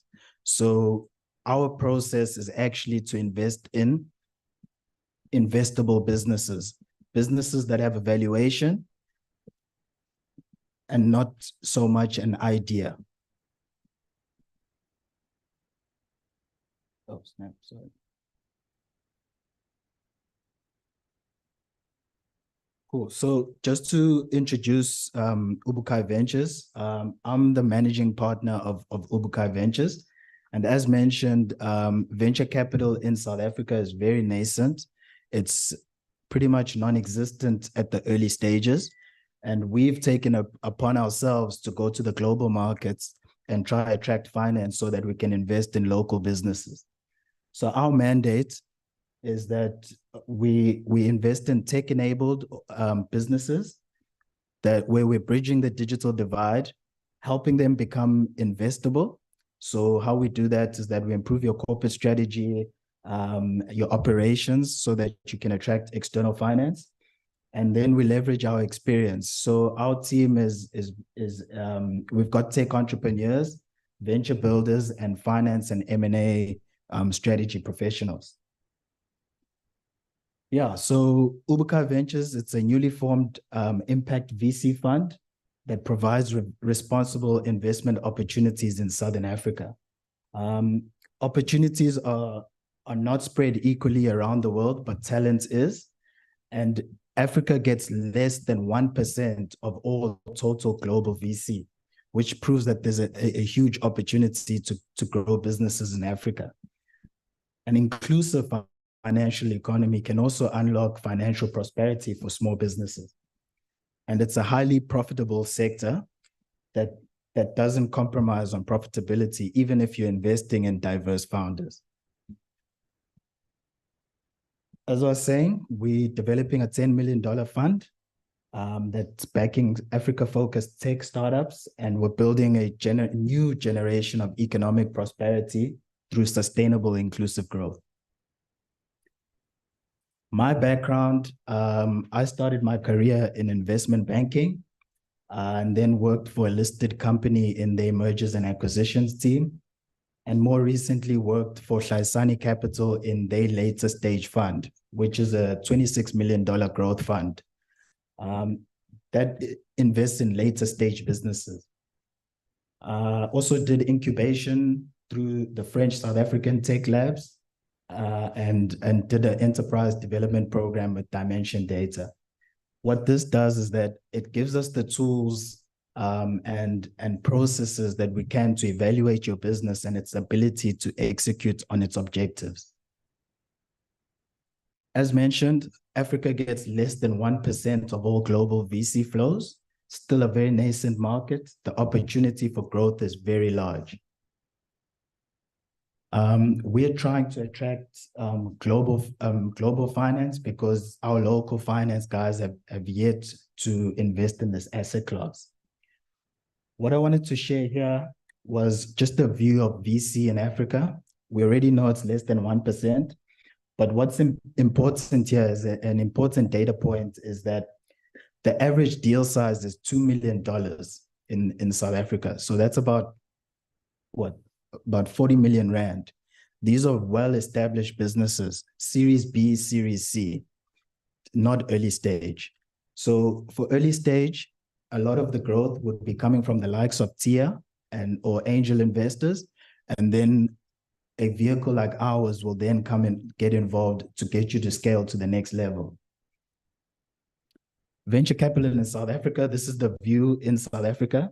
It's very much concentrated in Cape Town and Durban, Cape Town and Joburg. And I don't believe that as an originally from Durban myself, that we do not have innovations in Durban. I believe we do. We just need to be more, we need to promote the innovations that are coming out of Durban as well. So that's where we're trying to fix the gap in the market by being a Durban-based VC. A majority of the investments is in the ICT sector, but there are other industries that are attracting a lot of more venture capital. Globally, VC is an asset class, and it's one of the highest performing asset classes historically. But because of the risk that comes into VC, a lot of our institutional finance in South Africa has not developed a mandate for venture capital. So a lot that you're seeing in the VC space is actually later stage VC and not so much early stage. And yeah, so to identify the gap where we are playing as our fund is that you can see that at Series A and Series B and later stage, there's a lot of growth that is happening for funding. But at the seed and pre-seed level, the rate at which the investments are growing is very low. So there's a lot of funding at the later stage, but there's a lack of quality pipeline coming in. And that's because of the low seed stage funding where our fund operates. So more funding is actually required to develop pre-seed and seed stage startups because there is funding at the later stages. So the likes of TIA, they come in at a much earlier stage and they would support the growth of the seed and pre-seed sector. Yeah, this is Africa, the innovation view. South Africa is actually well positioned to attract global finance because we're the second most active innovation region in Africa. We've got about, I think it should be 126 now, but that's the active innovation hubs. So these are platforms that can support your growth as an early stage founder. These are the sectors that have been attracting the most finance in Africa. Fintech, it's overly skewed to fintech. And that's purely because that's what the global market believes they can make the most money in Africa at the moment. Our process, so because we play in the capital markets, we acquire an equity share in your business. So if we get involved and we buy an equity share in your business, that means your business has a valuation.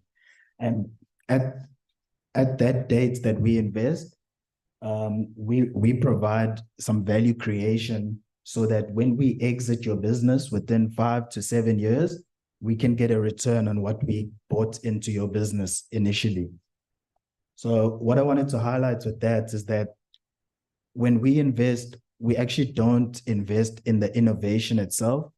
We invest in your ability to commercialize that innovation and what is the structure, what is the operating structure or business that is surrounding the innovation that you've developed. So that's what we actually evaluate, and we evaluate your commercial viability. Things we look for in an investment opportunity, it's pretty much, we look at opportunities where we can reduce the risk of our finance. So if we are giving you finance and we expect a return in 7 to 10 years' time, we need to know from day one what your operations are, what does it look like, your management team, how strong is that, the size of the opportunity. I think it was mentioned in the previous presentation, the strength of your competition, the technology and the IP and impact metrics, as well as risk management. What risk management processes have you got in place to reduce risk in your business? Yeah, what I wanted to highlight here was that these are the industries that are attractive to VC at the moment. The leading industries is cybersecurity. I think with the digital adoption that's happening globally, cybersecurity is becoming quite a huge risk, especially for the large corporate clients, because they've got a lot of data that they need to be secure. But generally, if you're an innovator and you are looking for private capital to grow your business, if you can speak the story that speaks to these industries, then you'll be able to attract private capital. Product market fit, again, it's important to have product market fit. That's when a private investor can invest. And what we mean by product market fit is that the product that it's resonating in the market and the brand itself is being accepted by the market. So an example there would be, do you prefer to a product where you need 1 million sales of 1,000 rand, or would you look for a product that's 10,000 sales for 10,000 customers for 100,000? You know, so you need to develop your innovation with that foresight. And where we play essentially is at the seed stage. At the pre-seed stage is where TIA plays, and they would help de-risk the technical product that you're developing. So once you've reached, the business becomes attractive from a private capital. So keep it. Founder market fit. This is another sort of approach that we look at. So what we mean here by founder market fit is, for instance, if you're developing a logistics tech business and you have no logistics background, that's not founder market fit. Founder market fit is someone who had a trucking business, understood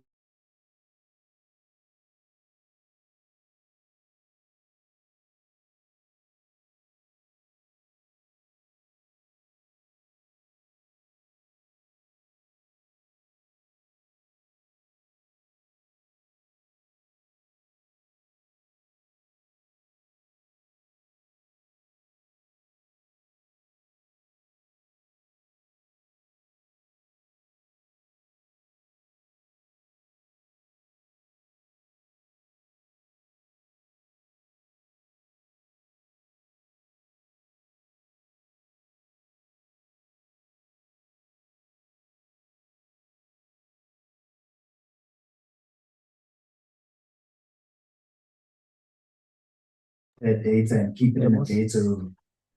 If there's sales experiments or other experiments that you've done, you have to keep all of that in a data room so that it's easy and accessible for a private capital investor to make a decision on where you are, at which stage of your business you're at.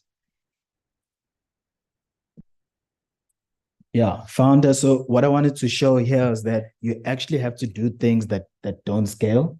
Your first client base is going to be done manually. You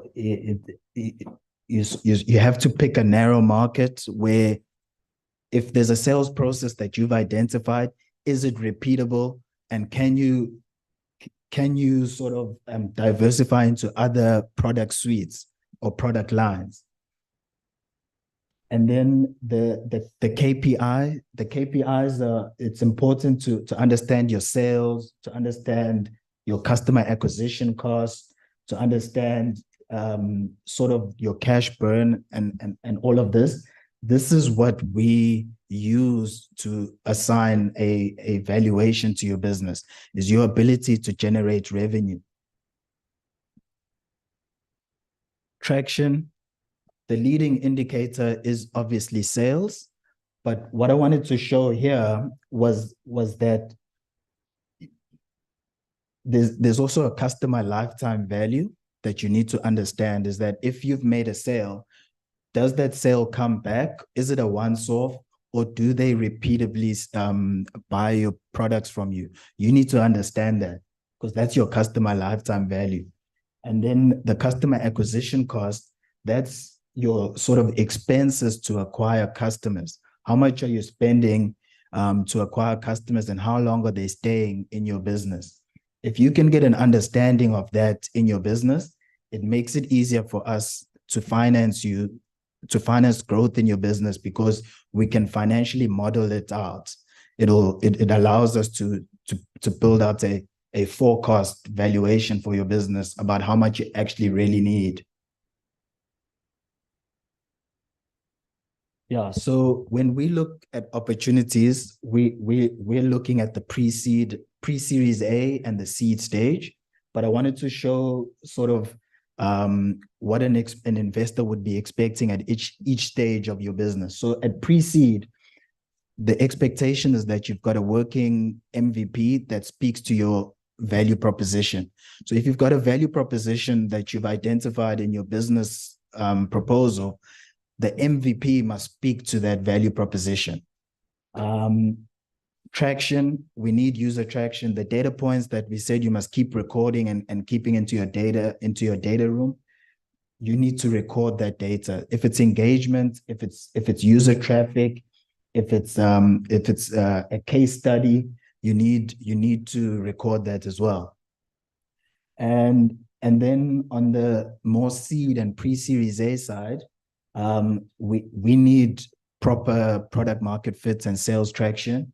It's generally follow on from a pre-seed investment, and the typical investor there would have been the likes of TIA, sort of all your sort of development institutions to help you grow your concepts. Yeah, what I wanted to highlight here is that, you know, we're looking to invest in diverse founders.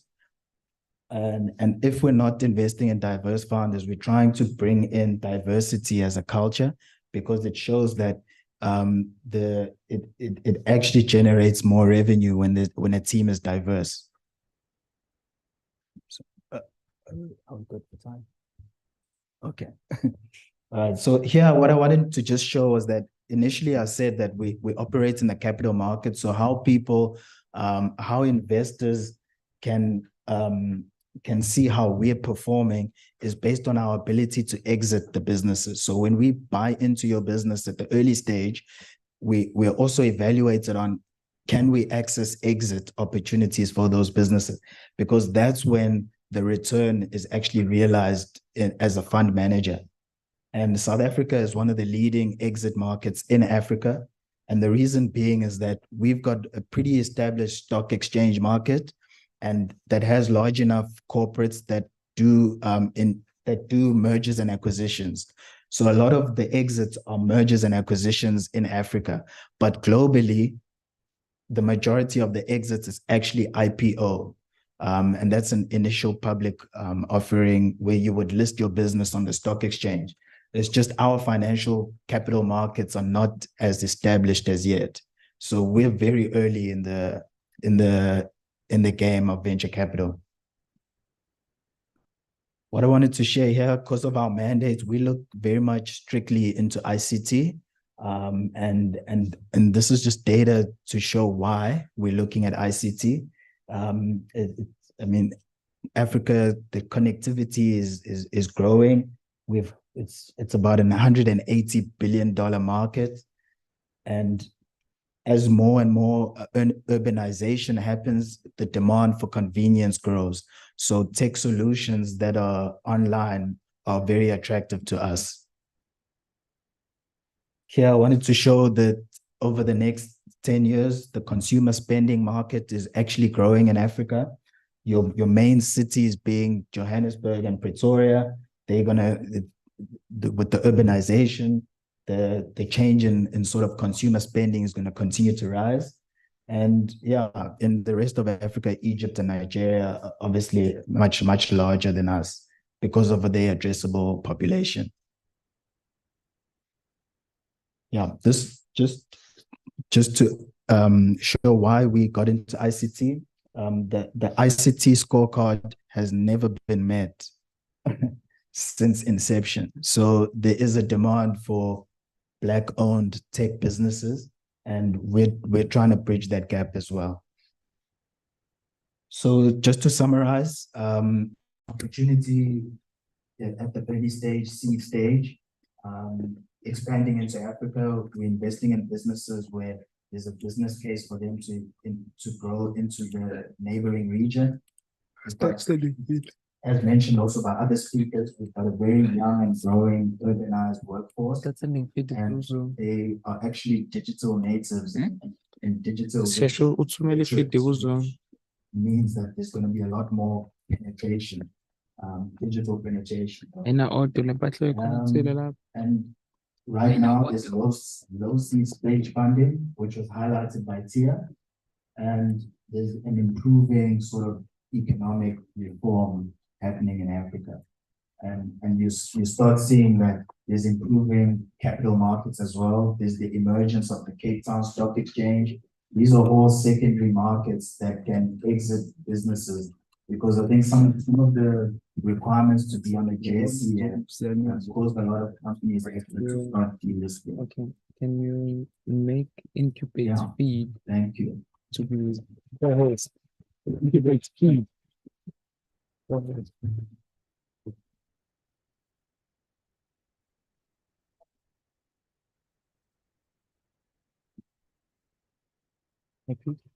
Thank you very much, Njabula, for the information. Appreciate it. Yeah, I know you've got a question, but please just bear with me a minute. I'll afford you an opportunity to ask me a question by the end. I'm not going to invite Dr.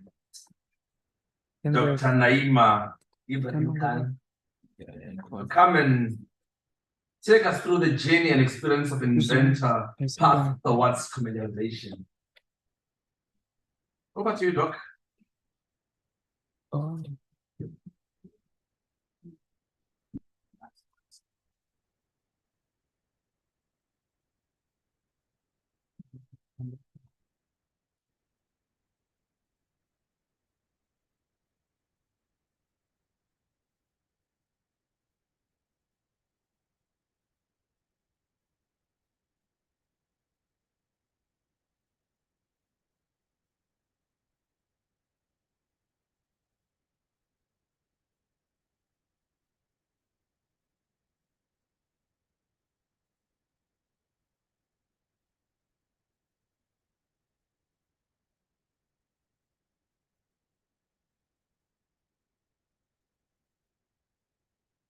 All right, good afternoon to the esteemed members of the House.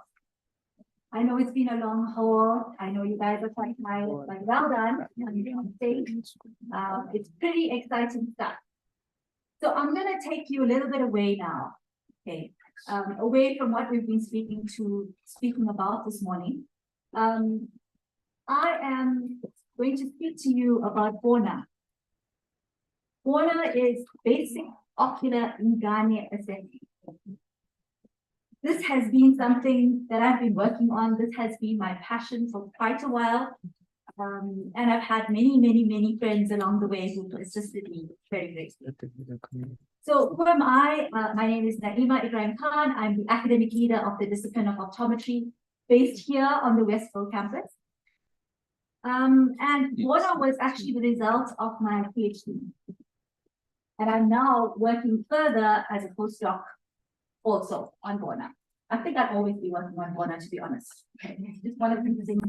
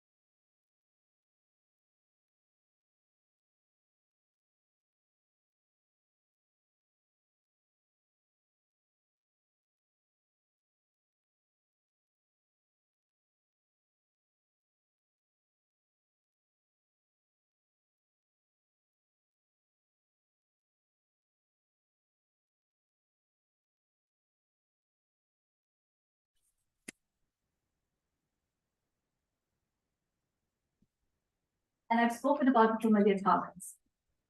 I'm able to provide those if anybody wants to have a quick look. So what are we doing with Bona? At the moment, okay, there's a lot happening, but we've also tried to look at how we can look at IP, how we can get some trademarks done.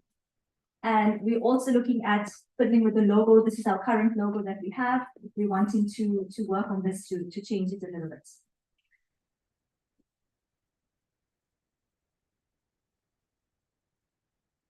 Now, just to speak to you about my commercialization path, my journey. Oh, there was a lot happening here. So after my PhD, I had a working prototype. And I had to do large-scale validation to get it sorted out. It meant iterative testing and modifications, which is a lot of work. And, you know, this happened mostly during COVID.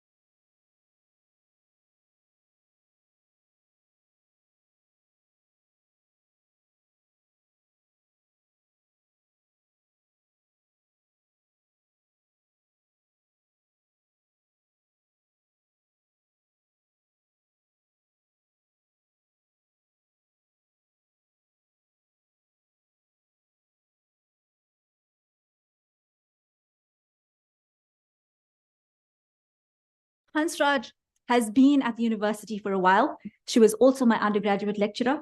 But why I'm making special mention of this is because when I started my PhD journey in the College of Health Sciences, and I came up with this idea, everybody was like, nobody's done that before. Why do you want to choose something like this? It's so difficult. Why are you looking at this? Do something else, get your PhD, and then after that, think about this fancy idea. But Prof. Hansraj, she stuck with me. She said to me, do what you want to do. You sound very passionate about this. This is definitely something that you want to do. Go ahead. Don't let anything stop you. Right down to the stage of when we were writing up my dissertation.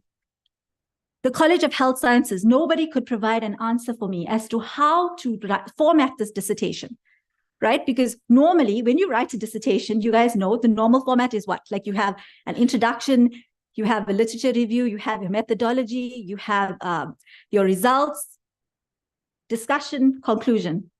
Bona could not be written up that way at all, right? Because it had so many phases, because it was an innovation. But in addition to the innovation, we also checked it in field. We did in-field testing. So it was like writing up 2 different or 3 different types of a dissertation there. But Prof. Hansraj helped me through that, and I'm really, really grateful.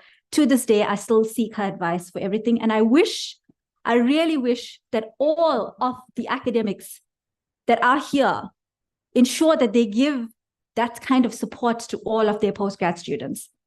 I really wish, and I hope that I can do that to my postgrads as well. Because once you have support of your supervisor, it helps, you can achieve anything. They help you to dream, they help you to innovate, and they help you to get that innovation into reality. So it's very, very important. So I'm very, very grateful to her. So I've learned a couple of things about IP, and many others have spoken about it. So I'm going to skip a couple of slides, okay? But I think what's very important to note, and what I wanted to speak about here, is that knowing about IP, don't ignore it. Try and protect yourself. Protect what you can. It's your work, especially students, academics at research institutes. Don't give up. Just make sure that you find the correct channels. If you don't know, go and ask. There's someone out there who can assist. Rather find out and protect yourself. Oh, it's also important because of innovation. Okay, and one of our functions at universities is actually trying to see how we can make society better. So my innovation, or what I speak about in terms of Bona, is a social innovation. Okay, not necessarily commercialization to get money, but there is potential to also go that route. There's potential in anything to make some money, okay? But my intention when I started this was to ensure that everybody or every child is able to get screened, have their eyes screened. So I think what's very important, and something we've learned as a Muslim, something that we've learned as a child, always, your actions are based on intentions. So always go back. Commercialization is such an exciting venture. You can get lost in all of this excitement. Please always go back to what your intention was when you started off. Yes, it may get modified along the way, but if you stick to what your intention was, it would be pure, and I think you'd reap the rewards a little bit better. Absolutely privileged to be here and speak to you guys about Bona, my passion. Thank you so much for having me.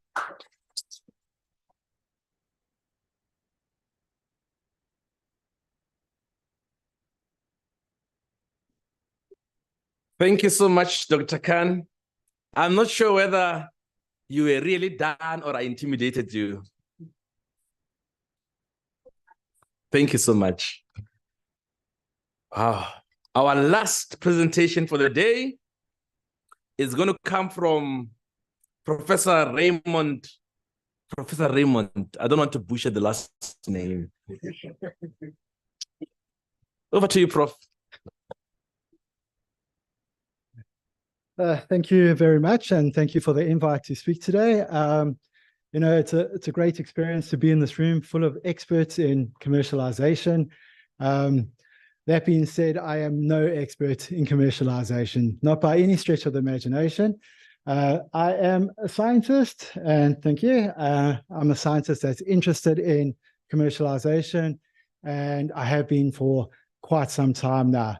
So my talk today will be from that perspective. I'll be talking about, my experience in commercialization, and I'm happy to share some of my views and some of my experiences that I've had over the last 2.5 decades, as it were. So on this slide, I was going to talk about some of my experiences. I spent 10 years in industry, and then after that, I spent 10 years now in academia. And so I was going to bore you with some of those details, but I can feel the pressure of lunch. So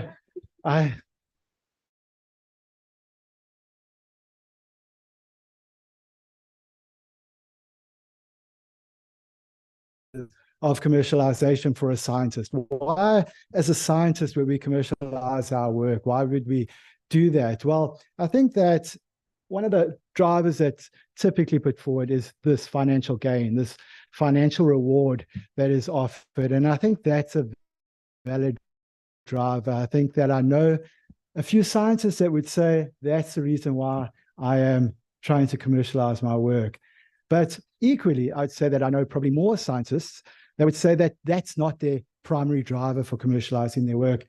There was some talk by Nikki and now by Nama about other possible drivers, such as scientific and societal impact. I think for me and for others, I think that's a more compelling driver for commercializing your work, a driver that's more consistent with our worldview. So the prospect of making a real scientific breakthrough, a prospect of making a real societal impact, I think is a massive driver for us. Consider, if you will, the drug discovery and development pipeline. This is a pipeline that a drug needs to pass through to get approved, right? To get onto the market, where it can be a legitimate drug, where it can get to a patient, and where once it's on the market, it can make this real impact. It can actually influence people's lives and improve their lives. So this is a pipeline that a drug has to pass through. But if you take a very close look, you'll see that this pipeline, you won't see it now, you'll see when it comes back up, that the pipeline will take a lot of money, and it will take a lot of money for a substantial amount of time, right? It requires a substantial amount of money for a substantial amount of time. And, I think we would be very naive if we were to think that anybody in their right mind would give us this amount of money to not have any prospect of return of investment, right? The only way that people would invest that kind of money is if there was some sort of return of investment or some sort of recoup of the investment. And so if you were to get your drug into the market, if you are to hope to see your drug on the market, then certainly I think that you have to go the commercial route. So that is a good driver. What is another driver? Well,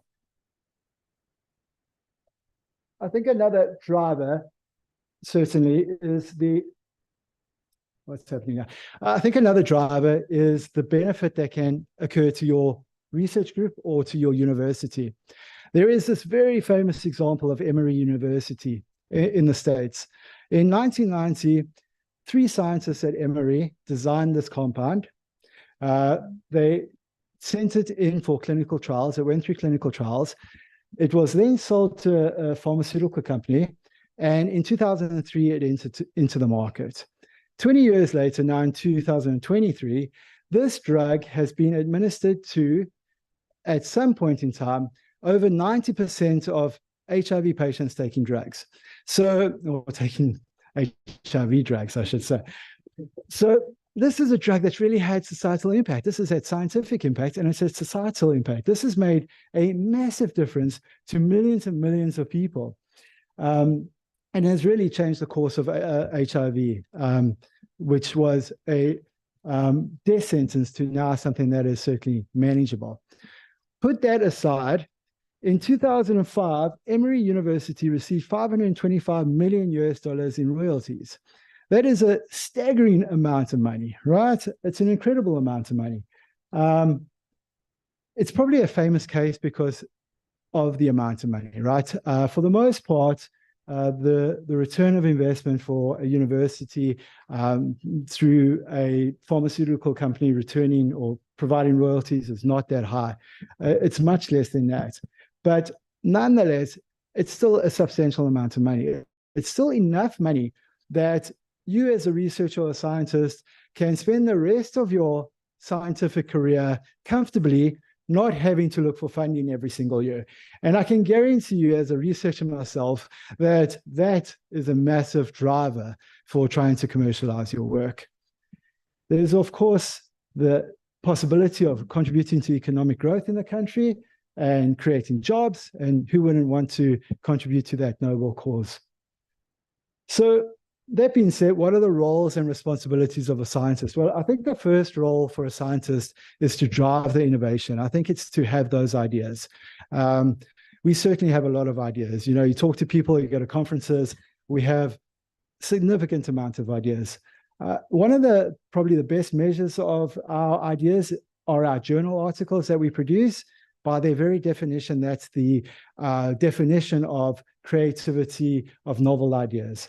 In 2023, the DSD put out this very nice report. It makes for very interesting reading. And I stole these graphs from their report. And they show that in 2021, we produced 27,000 journal articles. That's a lot of journal articles. In fact, that makes us the 30th highest producer of journal articles in the world. So we are, out of 200 countries in the world, we are the 30th, we are ranked 30th, which is pretty impressive. So we've got lots of ideas out there. I also stole this from this report as well, where they show that in 2021, we filed 3,466 patents in the country. So again, a really good indicator of our ideas.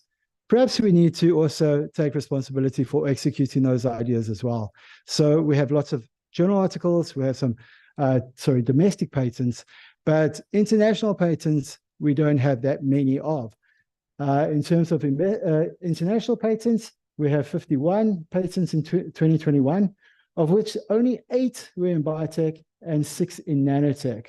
So certainly I think that as scientists, we could take a better role in not only coming up with these ideas, but also figuring out how to get them to a significant endpoint. As scientists, I also feel that we have to take responsibility for proving principles, right? We have to prove the principle. It's not good enough just to have an idea. We have to demonstrate that that research can actually work. That is our responsibility. We have to provide physical, tangible evidence that our research can work. And James spoke about the National System of Innovation. So I can get us closer to lunch by skipping all this out and saying that, in my experience, the National System of Innovation worked very well. So these are some of the funders that I've been fortunate enough to receive money from over my career, including domestic grants or national grants from the NRF. I don't know where I would be today without the NRF. I wouldn't want to think about it. International grants that we've also acquired. Recently, through the offices of Incubate, we've been able to obtain a seed funding from TIA to help us to get to the next stage as well. And then, not recently, but in the past, I also had industry funding, or we had industry funding from Harmony Gold Mining Company and New Landis as well. So certainly we've used the National System of Innovation and it has served us very well. So I would recommend that to others going that route. I also feel that as scientists, we should know the market, right? Martin spoke about knowing the market. Nikki spoke about knowing the market. I think that's very important for us as scientists to also know the market. And the market can be nuanced sometimes and difficult to read. This year is a commercial biological assay kit that I oversaw the commercialization of many years ago. This was a kit that, in terms of the commercialization process, it went really well. It ticked all the boxes. It worked very well. We we're very happy with the kit. We got a contract or an agreement with a local distributor, a very well-known local distributor, and they put it onto the market for us. In terms of the commercialization process, this really worked very well. In the very first week that this was on the market, we sold 3 of these kits. For us, that was a good result. That exceeded the expectations that we had for that period. However, as it turned out, the 3 kits that we sold in that first week were the very last 3 kits that we ever sold of this kit. It was a failure, no doubt, but it wasn't a mystery. We very, very quickly realized what our mistake was, what our error in judgment was.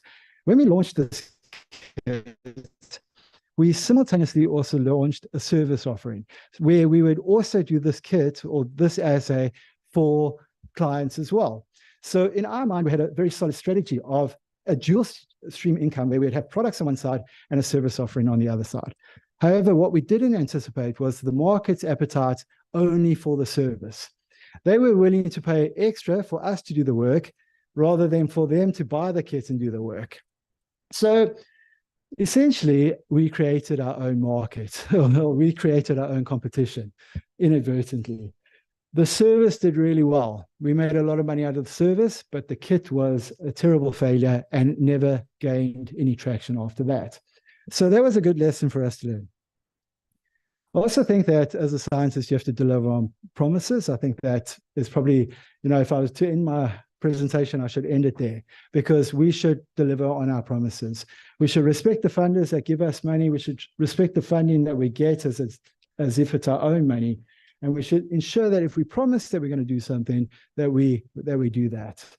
So I'll just move on then to some of the lessons that I've learned from my successes and from my failures as well. And I think the first lesson I've learned is that you should always surround yourself with brilliant, talented people. I think that's obvious, but those people should share your vision or share the same vision. I think you need to engage with the tech transfer office. In my previous job, we never had a tech transfer office. Already, I'm reaping the benefits of having a tech transfer office. I would certainly recommend that.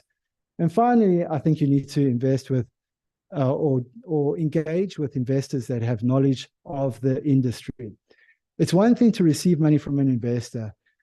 That's great, get a financial investment, but it's a completely different ballgame altogether to have a partnership with a commercial partner. I think that is much more beneficial. And I think I did very well for time, and I'm going to end there.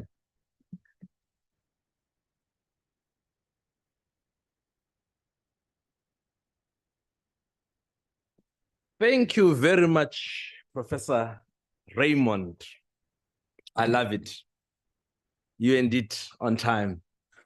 Before I close, I just want to get an indication of where are the students from PMB sitting?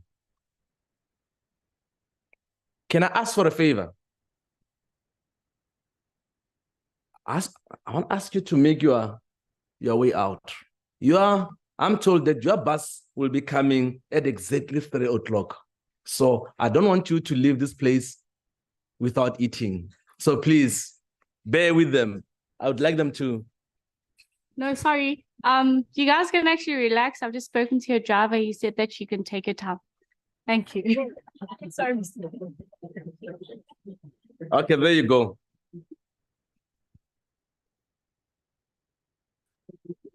All right.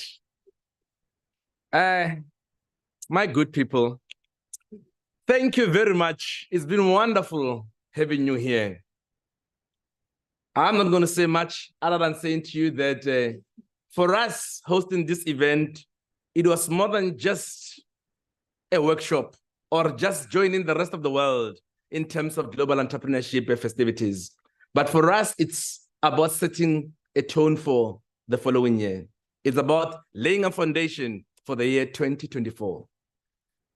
Next year, we would like to put more effort in helping technology entrepreneurs. Next year, we are going to do everything possible or everything in our power to ensure that in this university, we get more people who really start businesses that are involved in technology.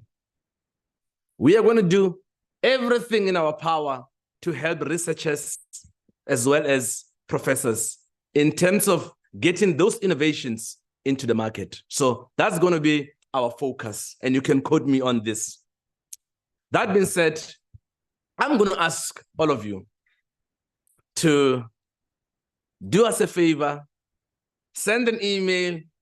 You can critique, you can give a comment and let us know as to how do you think we should organize or how, as to what is it that you think we should do better next time. From where I sit, I think our program was too packed. Probably would need to have more sessions. And if ever there is any particular session or sessions that you think probably we'll need to have them again early next year, would gladly welcome those comments. And lastly, this is a commitment to you that we are Incubate exists to serve the students. Incubate exists to serve our researchers and academics alike. So please feel free to contact us at any time. And I promise you that you should get a response from us within 48 hours, latest. Ordinarily, you should get it within 24 hours. If you don't get a response from any of my colleagues, feel free to forward that email to me. That's why we're here. We're here to support you. Next year, it's about accelerating entrepreneurship and innovation. And we're not going to be beating around the bush on that one. We really, really would like to ensure that UKZN becomes a truly entrepreneurial and innovative university. With that, I want to thank you all once more for coming. I'm told that I'm a messenger. You saw that I'm just sitting here, that there is lunch outside. I don't know how true is that. So I'm told that students, you should go through that door. That immediately after going through that door, there'll be people on your left to help you. And then our guests and academics, I'm told that you should go through this door. As soon as you go out, there'll be people there to help you. And those who are vegetarians, I'm told that once you get through this door, through this door, you should look straight, and then there'll be people there to help you. Thank you so much. And postgrad, also by this side. Okay, they say postgrad, also this side.